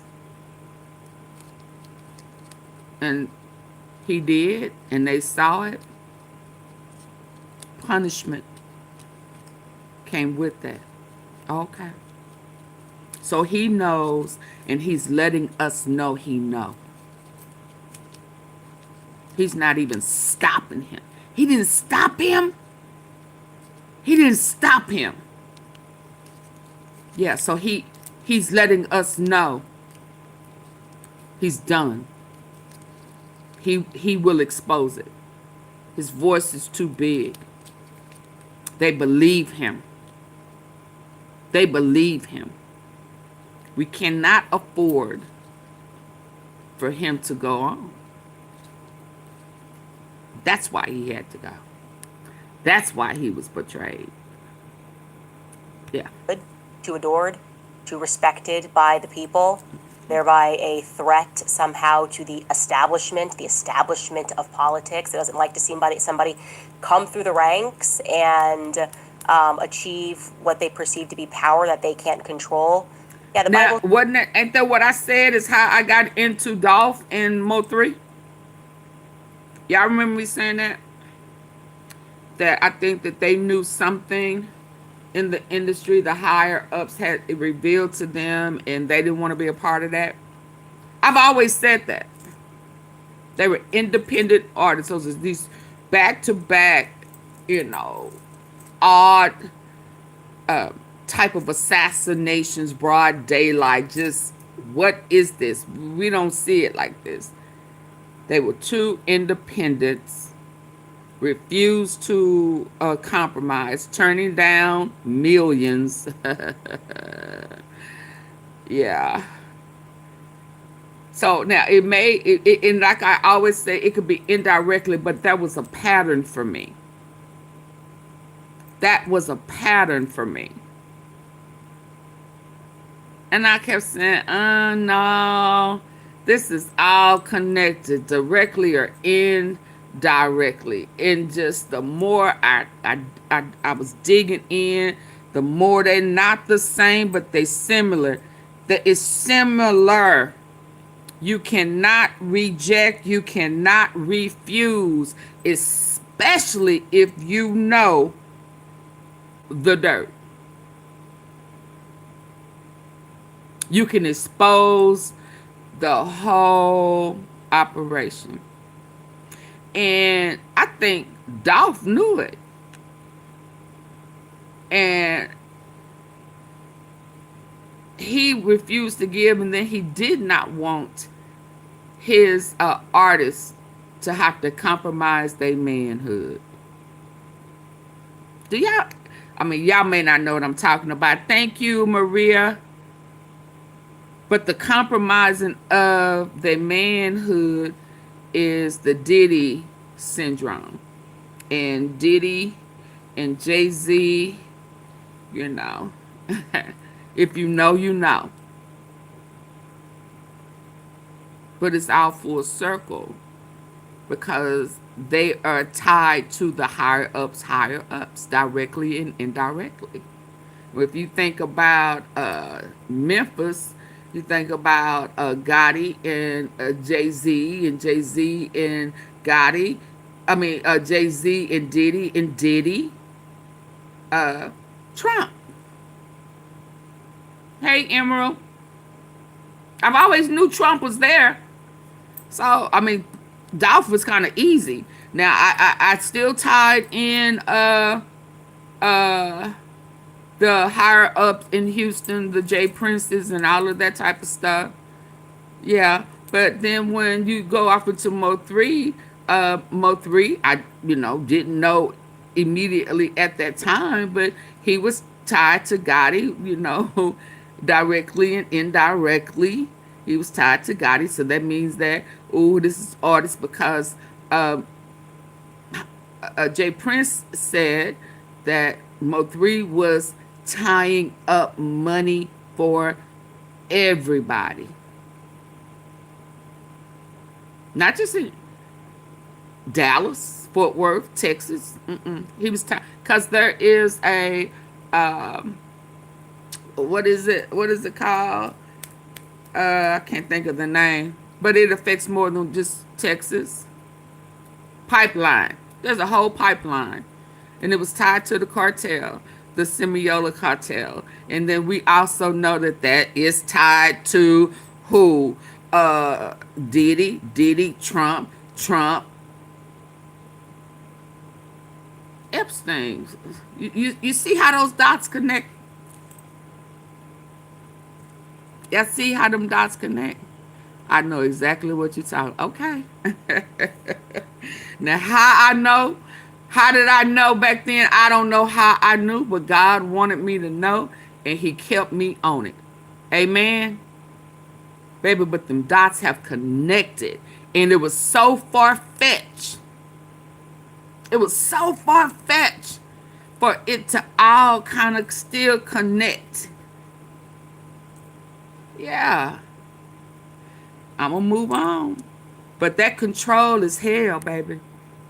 And now that we know what we know, it is an insult for anybody who have tried to let you in on the operation, assuming that you will be partaken by greed of money, that you will allow us to get something on you so that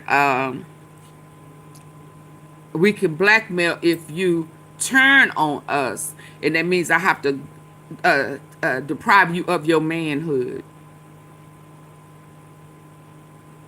But you'll get millions. You'll rise to the levels that the highest level that you could ever imagine.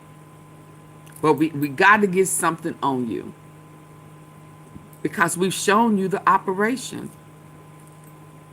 And although you may not agree, this is how it's set up. And for somebody to see this human trafficking child, all of this, and they say no, they gotta go. So don't show me. I'm finna move on. All I'm gonna say is that I don't want to know. I don't want to know. I don't want to see. I don't want to see nothing that I'm gonna have to turn down, because I have good character. Integrity is important to me. I have morals. I don't want to know, because I don't want to have to turn you down. I don't want to, so I don't want to know. I just don't. I don't even want to know how much money I can make. I don't want to, because once I find out and once I see this, I'm not going to be able to unsee it, and I'm not going to want to be a part of that.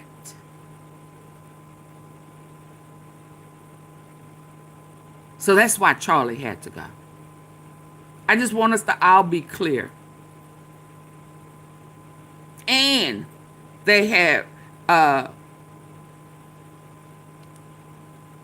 plans to take over his business.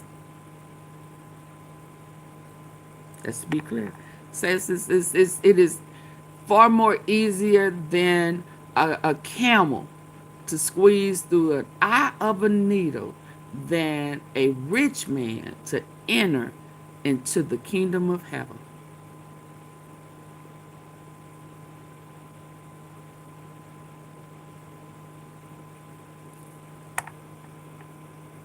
It's very clear that there is nothing new under the sun, and it appears that history is present again. Judas, Brutus, in the future, when we are long gone from this world, who do you guys think is going to be the person remembered most for this act of betrayal against Charlie? It seems everyone's obsessed with the digital nomad lifestyle these days. Travel, work from anywhere, showcase the laptop lifestyle, hop from city to city.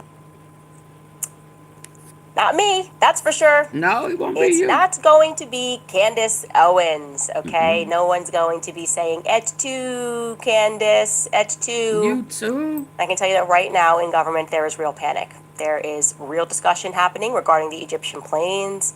I was informed that yesterday evening because I'm getting the sense that they hold the key to solving Charlie's assassination. The media keeps trying these weird ways to debunk them, and we're going to find out. I've been confident from the beginning that this was not going to be a JFK assassination story. We are going to figure out who that foreign dignitary was who went to 920 North King on the morning of Charlie's assassination, who flew from Provo and landed into Wilmington, Delaware on the morning of Charlie's assassination. It is a very important question that needs answering. Gotta tell you guys that we received another email, this time from somebody in the military who informed us about another piece that we were missing that could be crucial to this puzzle, taking a more serious look into that 1 hour layover stop when our yellow plane, SUBCRIBE, tail number, came into the United States on September 4th. You might recall it stopped for just 1 hour in Minot, North Dakota, which I learned has an Air Force base. It pretty much is just the Air Force base, by the way, before making its way onto Provo. And here, I'm going to read to you that email that I received. It says, "Hi, Candace, I am blank. One of the good ones, military member, one of the good ones. I think one of the keys to not overlook here is BTT's stopover in Minot, North Dakota. Why stop there at all on the 4th? Why not fly direct to Provo? Not only does Minot have an FBI office, but it also has an Air Force base. Among other tenants, that Air Force base is home to the 891st Missile Security Forces Squadron, a combined military and civilian security force that had just come off of Operation Valhalla, a training exercise in Minnesota I see you in from Valhalla. the 24th to the 29th of August, where the security forces practiced long-range shooting. Y'all remember who said that? I'll see you in Valhalla. Do y'all remember who said that?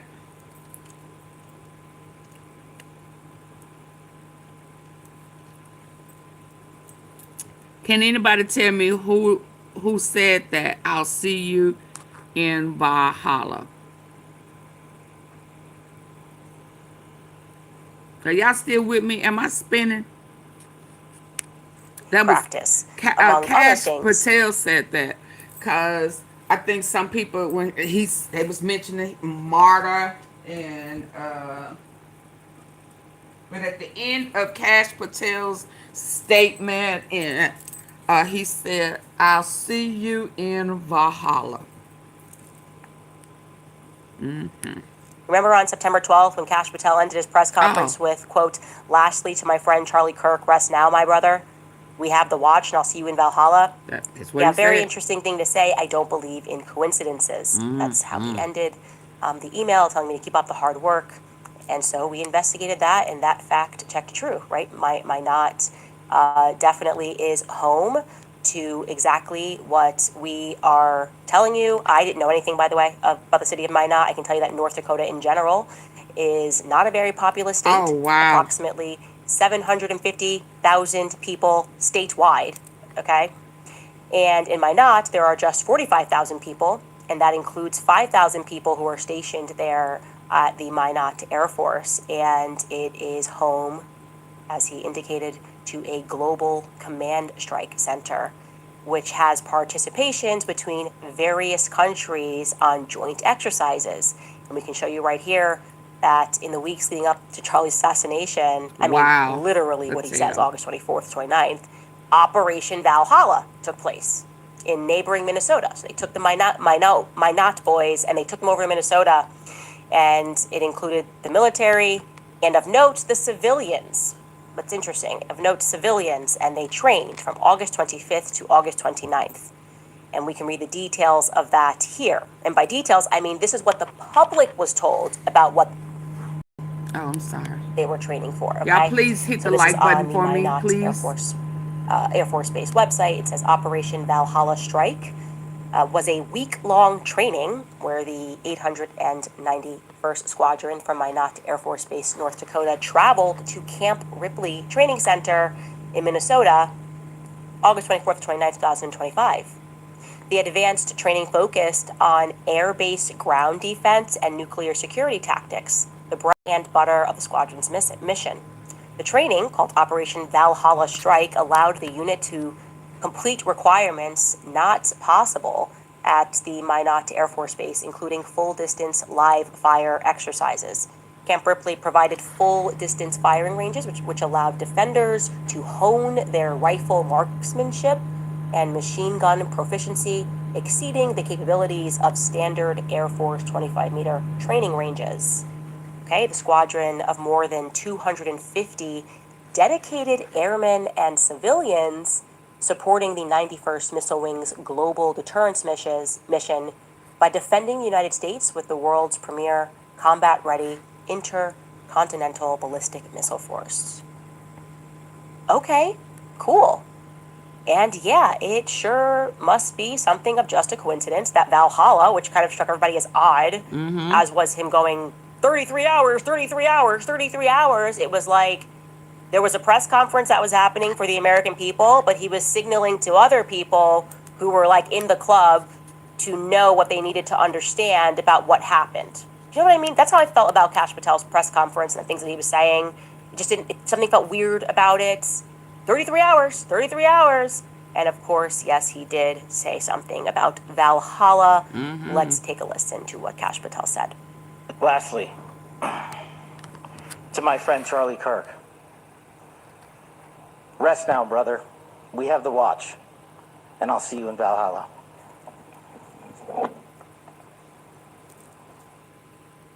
Probably just a coincidence, you guys. I don't believe in coincidences. This operation also fits just so neatly into our timeline. I love timelines. I love neat timelines. So let's pull that up again. I'm also going to introduce a couple of corrections to yesterday. First and foremost, July 20th, we talked about BTT, which came in for its longest trip. That's correct, from Cairo. It went through to Paris, and then it went to Omaha, Nebraska. I think yesterday I said that it stayed in Wilmington for 6 days. No, it only stayed in Wilmington for one night. It stayed in Nebraska for the longest stretch yet, departing from Nebraska, from Lincoln, Nebraska in particular. And this 6-day stretch of what they were doing in Nebraska actually might offer us a clue, because during this stretch, on July 22nd, the Nebraskan Secretary of State, Bob Evans, announced that they were going to put together a trade and investment delegation to Cairo, Egypt.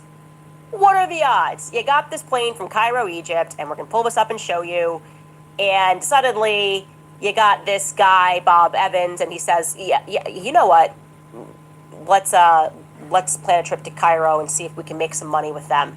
I'm going to let you listen to, I think we have a news clip that will show you that happened. Nebraska Secretary of State Bob Evans is inviting business and industry leaders to take part in a trade mission, investment mission to Egypt later this year. Egypt's position in North Africa makes it an ideal gateway to doing business in the greater Middle East region.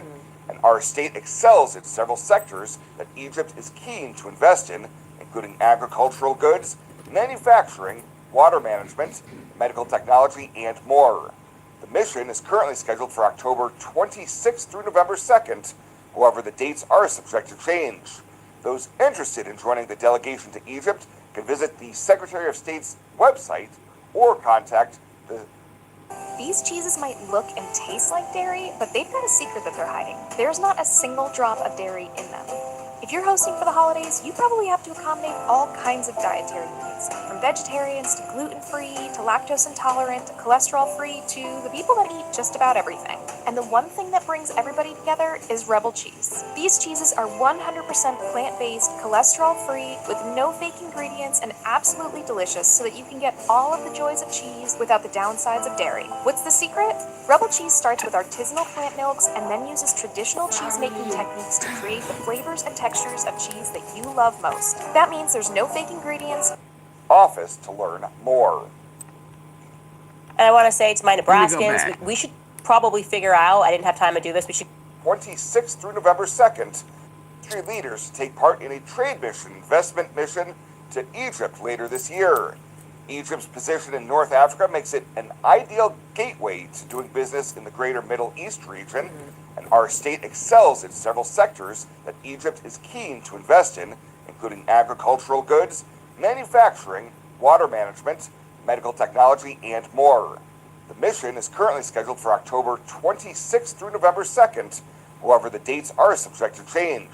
Those interested in joining the delegation to Egypt can visit the Secretary of State's website or contact the office to learn more. And I want to say to my Nebraskans, we should probably figure out, I didn't have time to do this, we should go through a schedule and see who we met with, because I feel like that idea might be related to our planes. I just don't think like people in Nebraska are sitting around like, hey, we should go to Cairo, Egypt, and it happens to line up with this plane that comes in, literally comes in on the exact same day. I also, minor correction, I think yesterday I said that Tucker spoke on July 18th. He actually spoke on July 11th. I just kind of copy and pasted that over wrong, so we made that correction. Anyways, yeah, we can then see that we've added this addition. This Valhalla is now here on our timeline from August 24th to 29th. They have this joint operation Valhalla that's taking place at Camp Ripley, and we are really getting tight here. We are talking about T-minus 12 days until Charlie Kirk is going to be assassinated.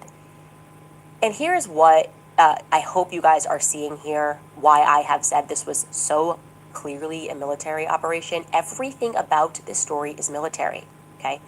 We are receiving tips, and we had been receiving tips I had ignored previously, that the French Foreign Legion was involved somehow in the assassination. Time will tell, okay? And I will present that more formally when I feel like we have concrete evidence. But we have begun the process of sharing information with other content creators, because there's something about this that feels that holding information is not going to help us. We have to, as soon as we get it, spread it with people that we trust, people that are actually fighting for Charlie, people that are actually going max and telling the truth during this tremendous time of deceit. And what I can say for certain thus far is that the list of military connects in this story is just too long, okay? Charlie's surgeon, Dr. Lee Trotter, the alleged surgeon who apparently spoke about the miracle, we're supposed to assume spoke about the miracle, the 30-06. Again, he's not been confirmed, but we are pretty solid this is our guy who happened to be a pilot who did his residency at an Air Force base. Oh, okay, that's interesting.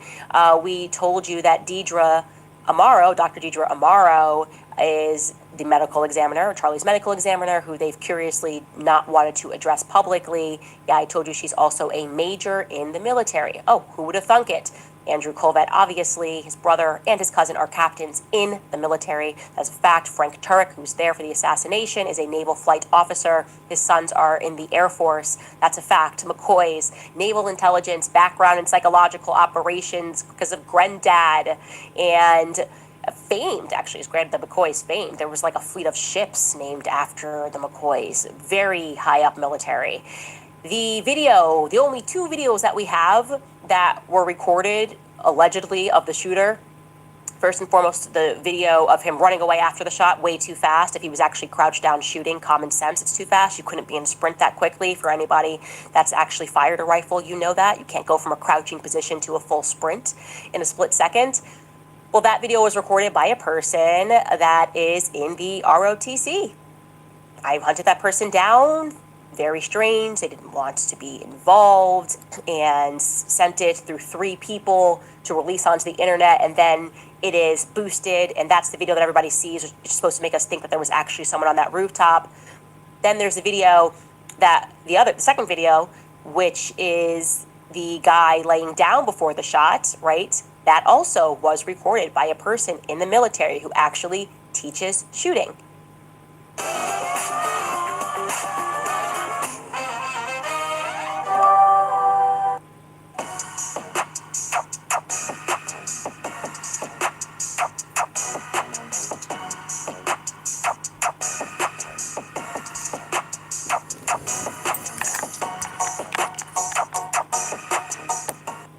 So this is not a military campus, guys.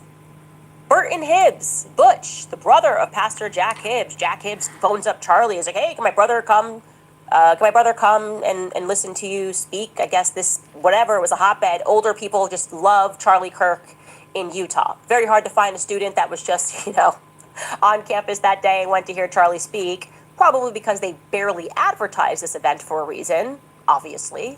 I think they wanted to control who was there. And there could have been a lot of people there that were controlled military men. That's my viewpoint. But Burton Hibbs, Butch, is the brother of Pastor Jack Hibbs, obviously sons I showed you of. And hey, y'all, listen, I've had 433 people vote. But as you vote, after you voted, I ask that you please hit the like button.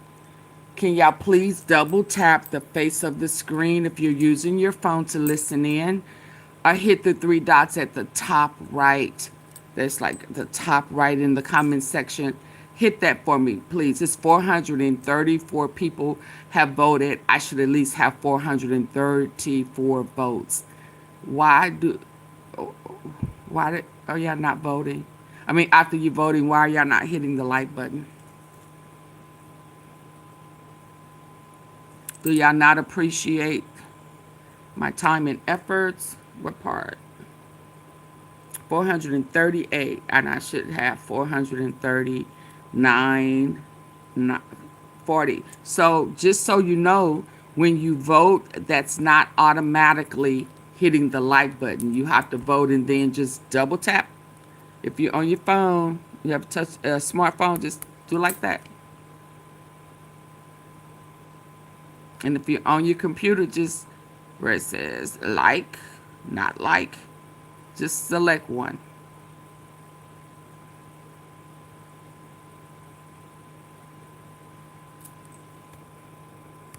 the Air Force chief. Tyler Robinson is a Boy Scout whose uncle Mitchell may be related. People have pulled this off of the internet, and I don't have a photo for you today. I should have grabbed it. Amber Robinson, there's just photos of them visiting an Uncle Mitchell. Is this the Mitchell that allegedly convinced him to turn himself in? Who's working, he's very much involved in the military, I believe, with shooting in Ukraine, of all places. It's getting shady. And of course, our now infamous planes, SUBCRIBE and SUBNT, are Egyptian military planes. And every plane that seems to be flying over UVU that day is somehow military contracted planes. So are we supposed to think that this is all by coincidence? Or are we looking at an obvious military operation? And here's something else that I want to share with you. As I've reviewed this footage, and any time that I think that somebody is shady or somebody is brought to my attention that is involved or I would like more information on, they happen to be wearing a maroon shirt. Have you guys noted this? Everybody that day, like, I know, look, everybody is liberal and guys wear pink and, Abercrombie's a thing. But I've never in my life looked at, every guy seems to be wearing maroon. That I'm like, who is this guy? Oh, he's wearing a maroon shirt. Oh, he's wearing a maroon shirt. Tyler Robinson, everyone's wearing a maroon shirt, as if they were told to wear maroon shirts to identify each other. I'm communicating this to you because it keeps coming up in my research, and I think it means something. I think we need to hone in on the men, the people in the audience that are wearing maroon shirts. I don't think it's your go-to color for most men. In fact, it was so often that I was seeing this color that I reached out to my source at Utah, and I was like, maybe it's a school color. Maybe actually they're all buying shirts and buying T-shirts, and the school color for UVU is maroon. And he told me, no, it's not maroon. So this feels like something that we shouldn't ignore.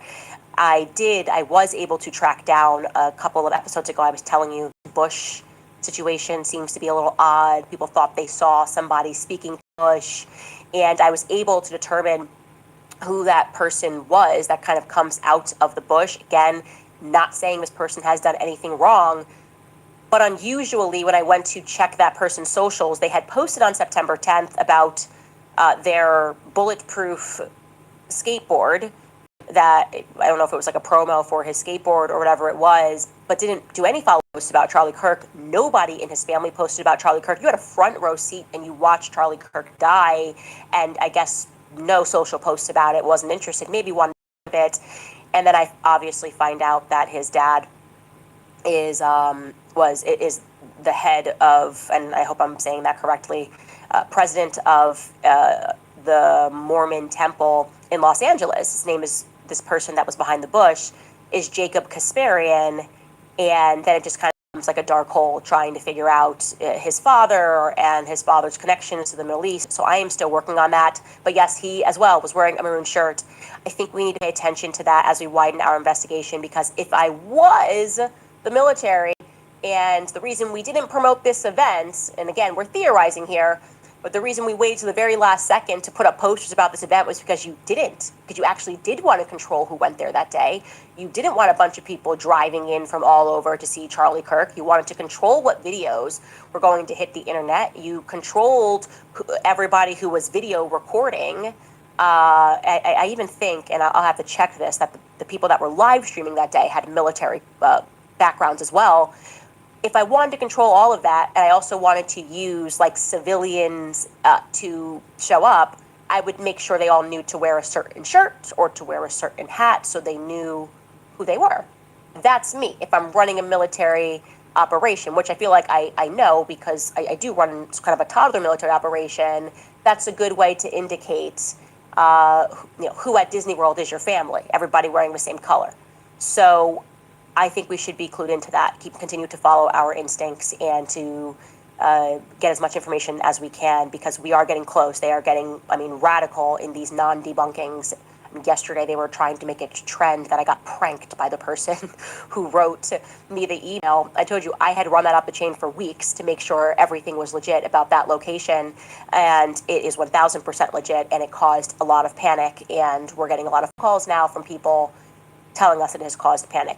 The Egyptian planes definitively were pulled into Satis, and that person was then escorted for whatever reason. That foreign dignitary was escorted to that facility where they have joint operations going on between the DHS and the DOJ, being the Secret Service, and the FBI and the DEA. None of this is normal. We all sense that none of this is normal, and it very much feels to me like it was a deep state operation, and like I said, they're not going to get away with it. So we're going to take a brief break and throw it to some of our sponsors. All right, you guys, many people have been vilified for standing up for truth. I think hit the like button, please. Double tap, double tap, double tap.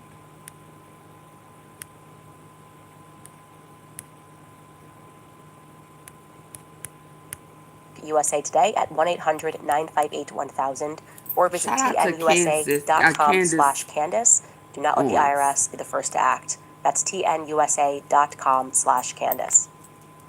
Okay, so one of the things that is just getting weirder by the day is the general public having to pretend like the United States is not completely infiltrated by Zionist psychopaths. Yep. And it's just getting odd, right? They're going through extraordinary lengths to let us know that they have all the power and they're going to do whatever it is they want. And they're just engaging in naked propaganda to serve the state of Israel. So I'm going to show you a couple of these headlines. I guess let's start with Mike Huckabee.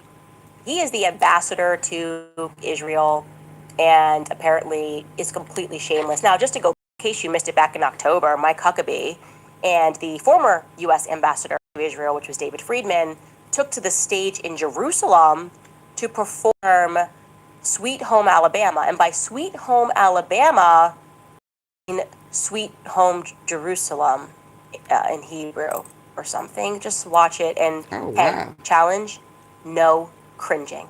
Mm-mm.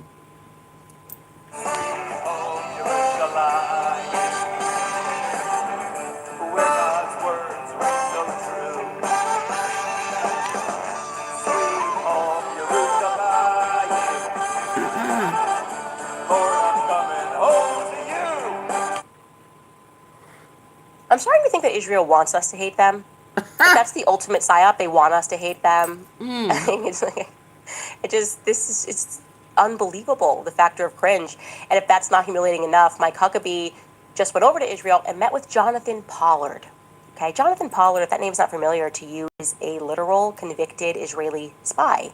This is the headline. Yeah, Oh, that there he guy. is. The guy, American who spied for Israel, says he met Ambassador Mike Huckabee to thank him for his support, because he did support him. Jonathan spent 30 years in prison on And BB espionage Netanyahu got him charges after being found to have pretended to work for the American government, but was actually working to pass documents over to Israel. That's kind of a theme.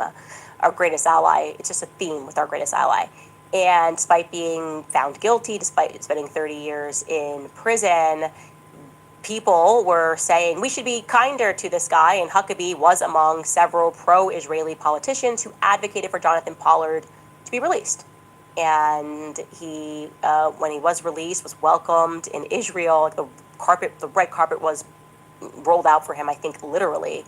And I think Bibi Netanyahu met him on the runway, like you did. Right. You served us well, and who cares if the American people suffered? So you'd think Mike Huckabee would go, I'm not going to meet with him because that shows that I am an Israel firster. But there is just a level of shamelessness that, I don't know. What was it that Carolyn Levitt said? They asked Carolyn Levitt about this at the White House, and she said, and I quote, "The White House was not aware of that meeting, but the president stands by our ambassador." Mm. Well said, Caroline. I mean, what do you just say?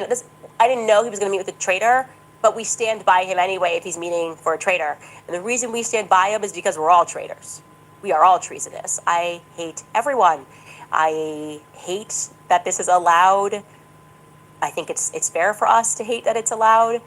And we do have a bunch of treasonous spies. Their job, I guess, is to further enslave us to the gang colony in the Middle East that is pretending that they have been ordained by God to murder. And yeah, I don't know. There is some comedic relief coming, though. Tim Dillon covering anything is always hilarious, and he is covering the occupation of our media because it's just so in our faces now. It's never been this in our face, you know? Before we get to what he had to say about Bari Weiss, I want to remind you that Bari Weiss started and is the part owner, at least, of the Free Press. Before she went on to CBS News, she notoriously left New York Times and said it was biased, and we needed to have something that was in the middle of the line, and she just couldn't get behind all of this COVID propaganda, and she was going to start the Free Press, and they were going to go back to doing hardcore, real, non-biased journalism.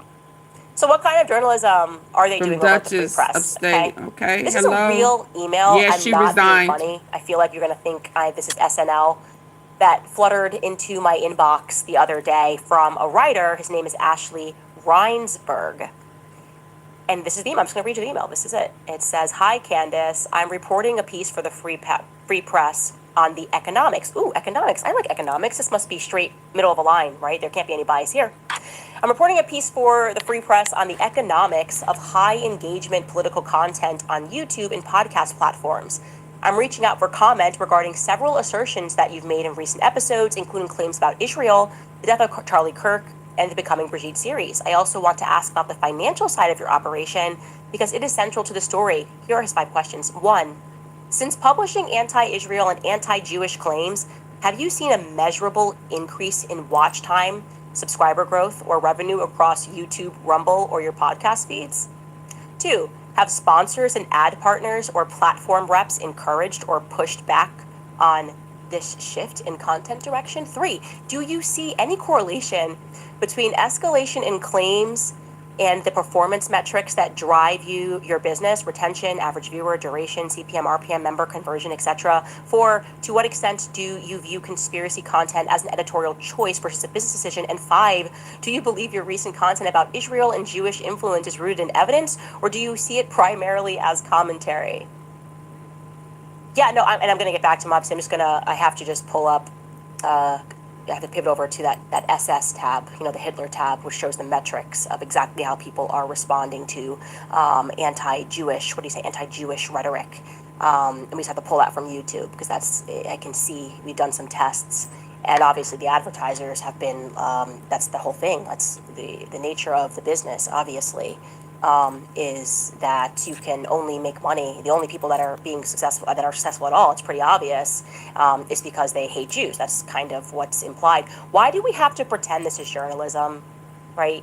Are you shocked if I tell you that Ashley Reinsberg, he happens to live in Tel Aviv? Like, you just cannot make it up. Like, just write your articles. Stop pretending that you're a journalist. It's totally fine.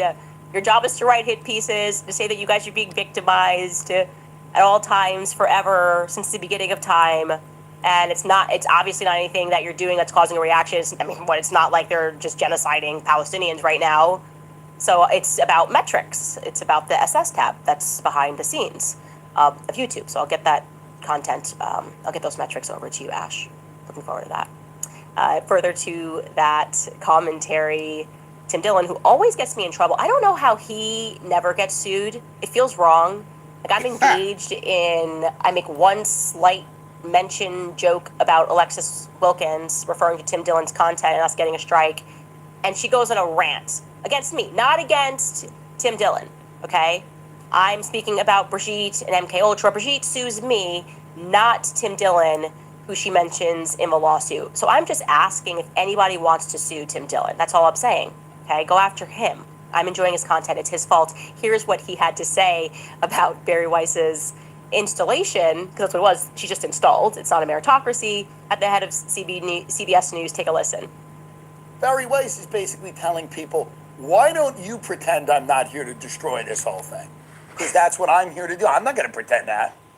I'm not pretending that. I don't have the time to pretend that I have not been sent on a mission to destroy this legacy broadcasting institution. I'm here to destroy it.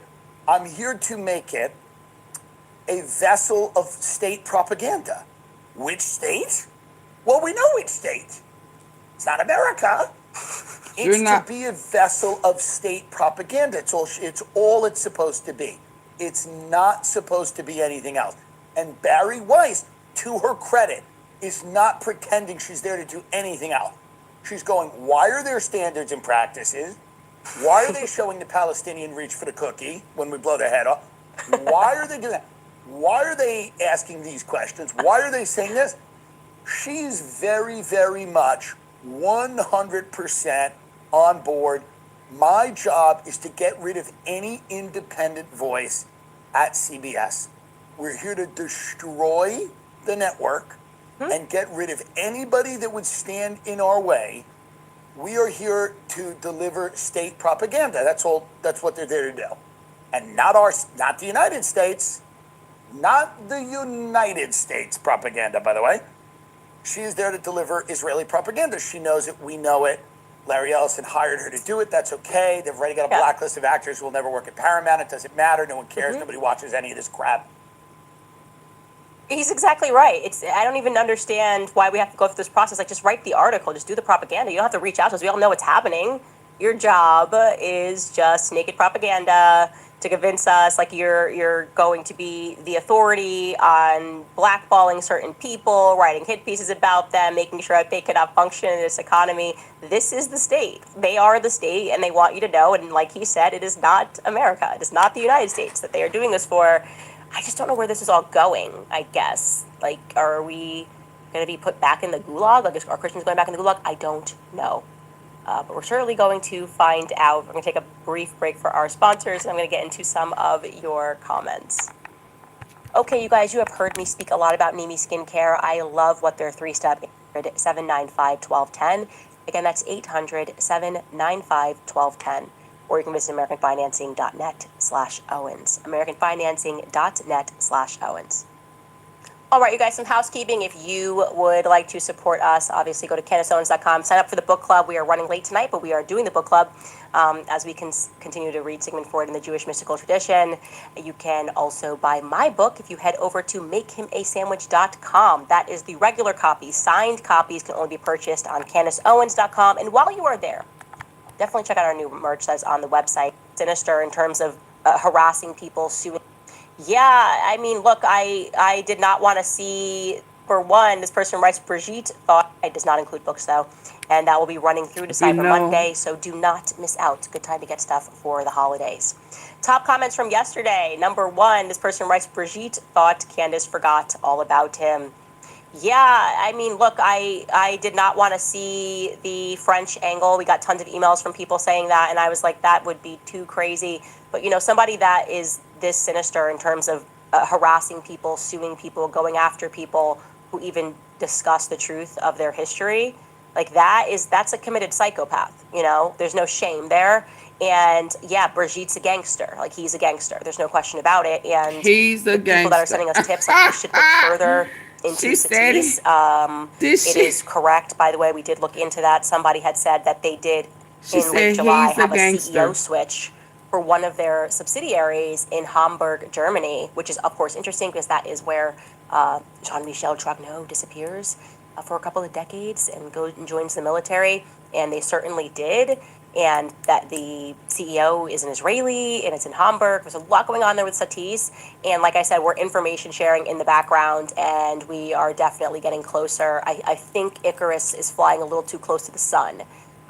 If what we're hearing turns out to be true, it is going to be, well, transformative in all of the right ways for our society and understanding just how evil and sinister this thing can be. Second, biggest comment from yesterday's episode, it was supposed to be you, is an insane thing to say to someone after an assassination. It was wild. It was gnarly. And there was a reason I had to take a break. I was just, I can't even explain to you how I felt. Like I was just physically sick from having watched Charlie's assassination. I was physically sick from then being told that I was on the short list, that they were going to move to try to murder me as well. And then the guilt, everything that came with it. And then people trying to delete my life and pretend I didn't even know Charlie. It was just, I don't know. I mean, I am tremendously, if I can pat myself on the back for anything, it's that I came out the other side of that because it was meant to traumatize me.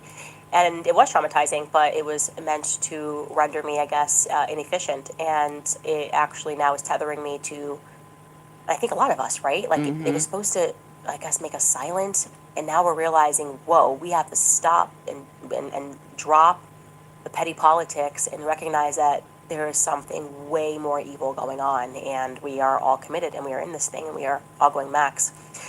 We have a comment from Jamie Palucci today.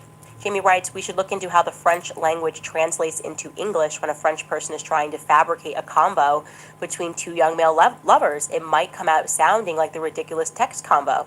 Maybe some words in French translate to my love. Actually, yeah, French is a very romantic language. Yeah, that is such an interesting and creative perspective there. This is why I love the decentralized intelligence agency.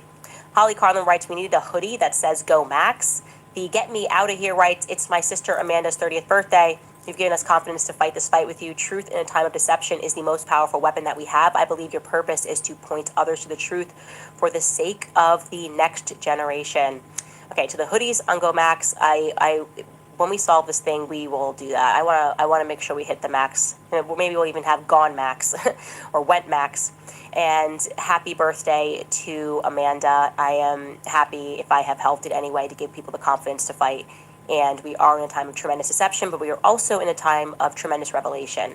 Mary Everetti writes, my money is on the French. I am now, the more this timeline comes together, it's getting interesting, is what I would say. And clearly, this has to be a very powerful organ. I mean, it has to be something or someone that is so powerful globally that they have the ability to strike fear into the heart of American politics, meaning that they are willing to tell lies to the American people, such absurd lies to the American people. But they do that all the time. Like Kash Patel, the leaders of our government are lying to us and telling us not to believe our own eyes. So whatever that is sitting behind them, that's power, okay?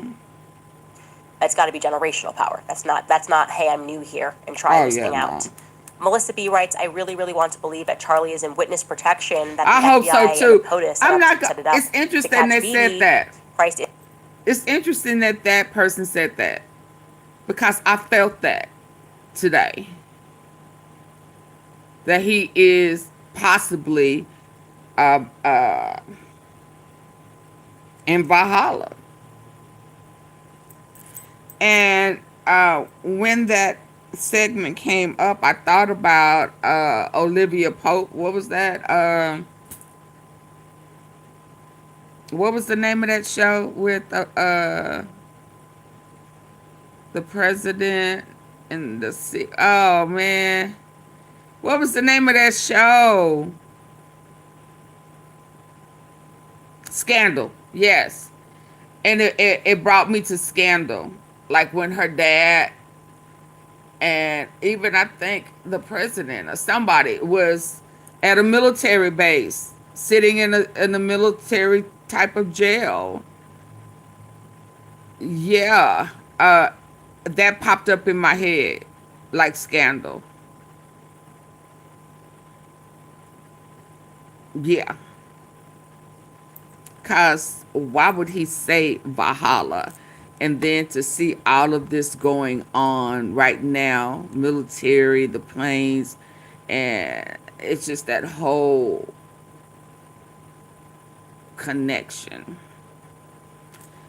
But that did cross my mind. Will always be king. Love you. I can tell you that that Hi. is not at all what happened. I know people were saying that, like Valhalla used to be a program out in New Zealand. Guys, if you can look it up and figure out that it's a program in New Zealand, it's not a good program, right? So that's like the I most didn't get my hopeful notification, wish but that I I hope think all of us I wanted to. didn't I miss. definitely Oh went to the page. I was like, I just yeah, hope he's we alive 2 and none of hours this is and real. 31 minutes And in. I had to then Big contend with the thumbs fact up that at it's the very door. real. Thank And that you. was I got obviously another one scheduled in at large part due 11:30. to my contacts that saw Charlie's body, and can't deny that. Who L saw the of body? the Who Wenger she said saw the body? program out in New Zealand. Guys, if you can look it up and figure out that it's a program in New Zealand, it's not a good program, right? So that's like the most hopeful wish that I think all of us wanted to. I definitely went to that phase where I was like, I just hope he's alive and none of this is real. And I had to then contend with the fact that it's very real. And that was obviously in large part due to my contacts that saw Charlie's body, and can't deny that. L of the Wenger writes, I mean, lost a cringe Hollywood. challenge. Majority of these What? people You are didn't like Hollywood. Sweet Oh, Home Jerusalem? No? sweet home Weird. Alabama. As Gadgets writes, thank you for all that you do. Keep going, Max. Thank you guys. Lux Lulu writes, stand firm. We see the cardinal virtues in your reporting. What was done in secret will be revealed, especially thanks to your courage and the courage of all of you guys around the world. People have taken real risks, like that person did, to tell me that a foreign dignitary was being brought to 920 North King. By the way, to their like false debunking, where they said Candace's lawyer is in this office. So to clarify matters for you guys, first and foremost, there were parts of that letter that I did not read for a very specific reason. Secondly, my lawyer, as you guys know, watching the show, has always been Noah. And the way that lawsuits work is state by state, they have different laws. And so when we oddly got sued in Delaware, Noah then has to attach his license, meaning he's my lawyer on this case, but he has to find a legal firm that will take us and allow us to attach their license to him in order to file paperwork. That's just how it works. So in every circumstance, in every lawsuit that I've been involved in, you will see that it's never Noah that's actually filing or listed on any of the paperwork for that reason. And it can vary state by state, but I've always seen that to be the case. I was not aware of that before this letter, is what I will say. And that is what I will say. I will say that right now, because I think that is enough to say. One, Antonio writes, this Thanksgiving, hug the friends or the family that you once dismissed or hounded for not voting or for being conspiracy theorists. If you're waking up to how things really work, show them love when you see them. Yes, and you definitely should do that, because I think we're all seeing that the conspiracies are real, left and right, by the way, that people were telling the truth at various times, and that there is great, tremendous evil, that much of this is a matrix. The system is rigged. It is not fair, and it can only stay rigged if we keep arguing with one another.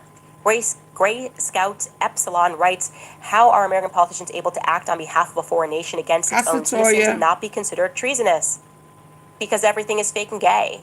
And It's we fake and gay. obviously have this whole idea. Did she say everything is fake and gay? A? Epsilon writes, how are American politicians able to act on behalf of a foreign nation against its own citizens and not be considered treasonous? Because everything is fake and gay.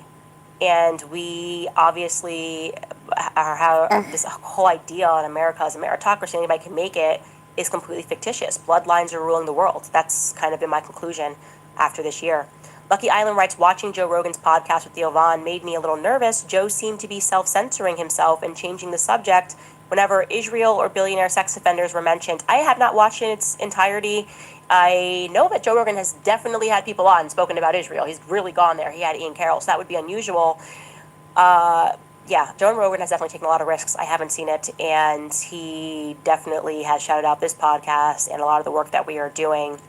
But he maybe, and look, everyone gets hounded, and it's annoying to have to go through the cycle of being hounded by advertisers, and he may have just not wanted it to go through it for the umpteenth time. Yeah. Anyways, you guys, we do have the book club, so I'm going to jump off. We will need about 15 minutes, and then I will meet you guys over. Okay, y'all. I'm finna head out on this one. I'm gonna go ahead and end it. Please like, share, and subscribe. Join the membership. Become a part of the Tea Palace family. I would greatly appreciate it.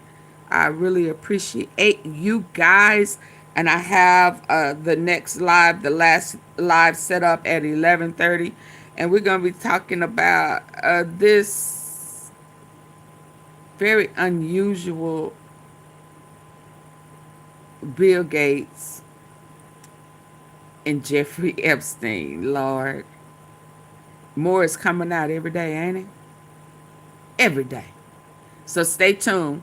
Going over, it's waiting. Oh, I hope I put it on public. But it's set at 11:30, okay? Okay, good people. Okay. Say hey, AunTeaFee. Hey. Okay, I'll see y'all in about 30 minutes, okay? Yes, she did. Hey, Keisha. Okay. Hey. Hey, girl. Hey. Hey. How you doing? Ain't that what she used to say? How you doing? We had 573 votes.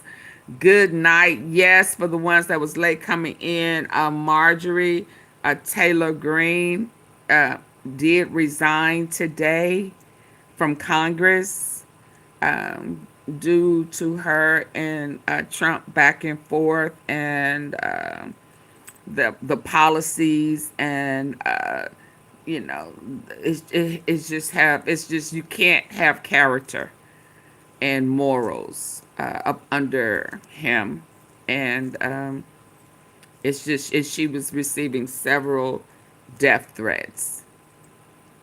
Isn't that horrible? Congress, but you know, some of those people have been unalived, so she has to take it serious, right? She has to take that serious. And Kash Patel, when Charlie Kirk was unalive, Kash Patel, head of FBI, said, "I'll see you, my friend, in Valhalla."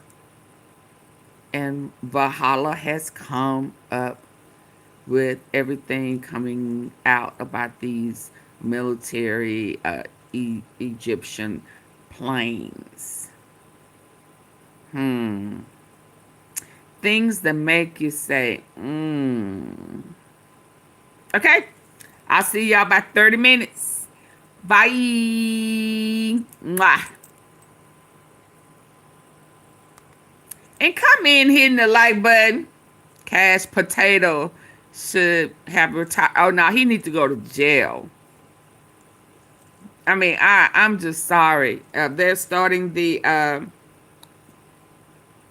petition for impeachment. I think it's about 2 or 3. And offenses, and I think it needs to be, wish I could see you for it. Oh my goodness. And I think that they need to make sure that they go with the Article 2. I think he said Article 2, Section, he said 1, 2, 3, and 4. I just knew of 4, but get them all. The whole cabinet. Him, the vice president, and the cabinet. Oh, and he included the Supreme Court that Trump picked. We've been compromised. There's several moles, several plants that have been placed. What do they call them? Those sleepers, whatever. Yeah, he got a whole bunch of people in place to pop out and be sabotaging. Yeah, we've been compromised, people. And it's time for us to clean house. Yeah, we don't want just him out. We want all of them out. Yeah, because if one is left, then we're still compromised. He's still dictating. You understand? If we leave any of them, he is still running shit. Okay? A scandal. A real scandal. Have a good one. I'll see y'all shortly. Bye.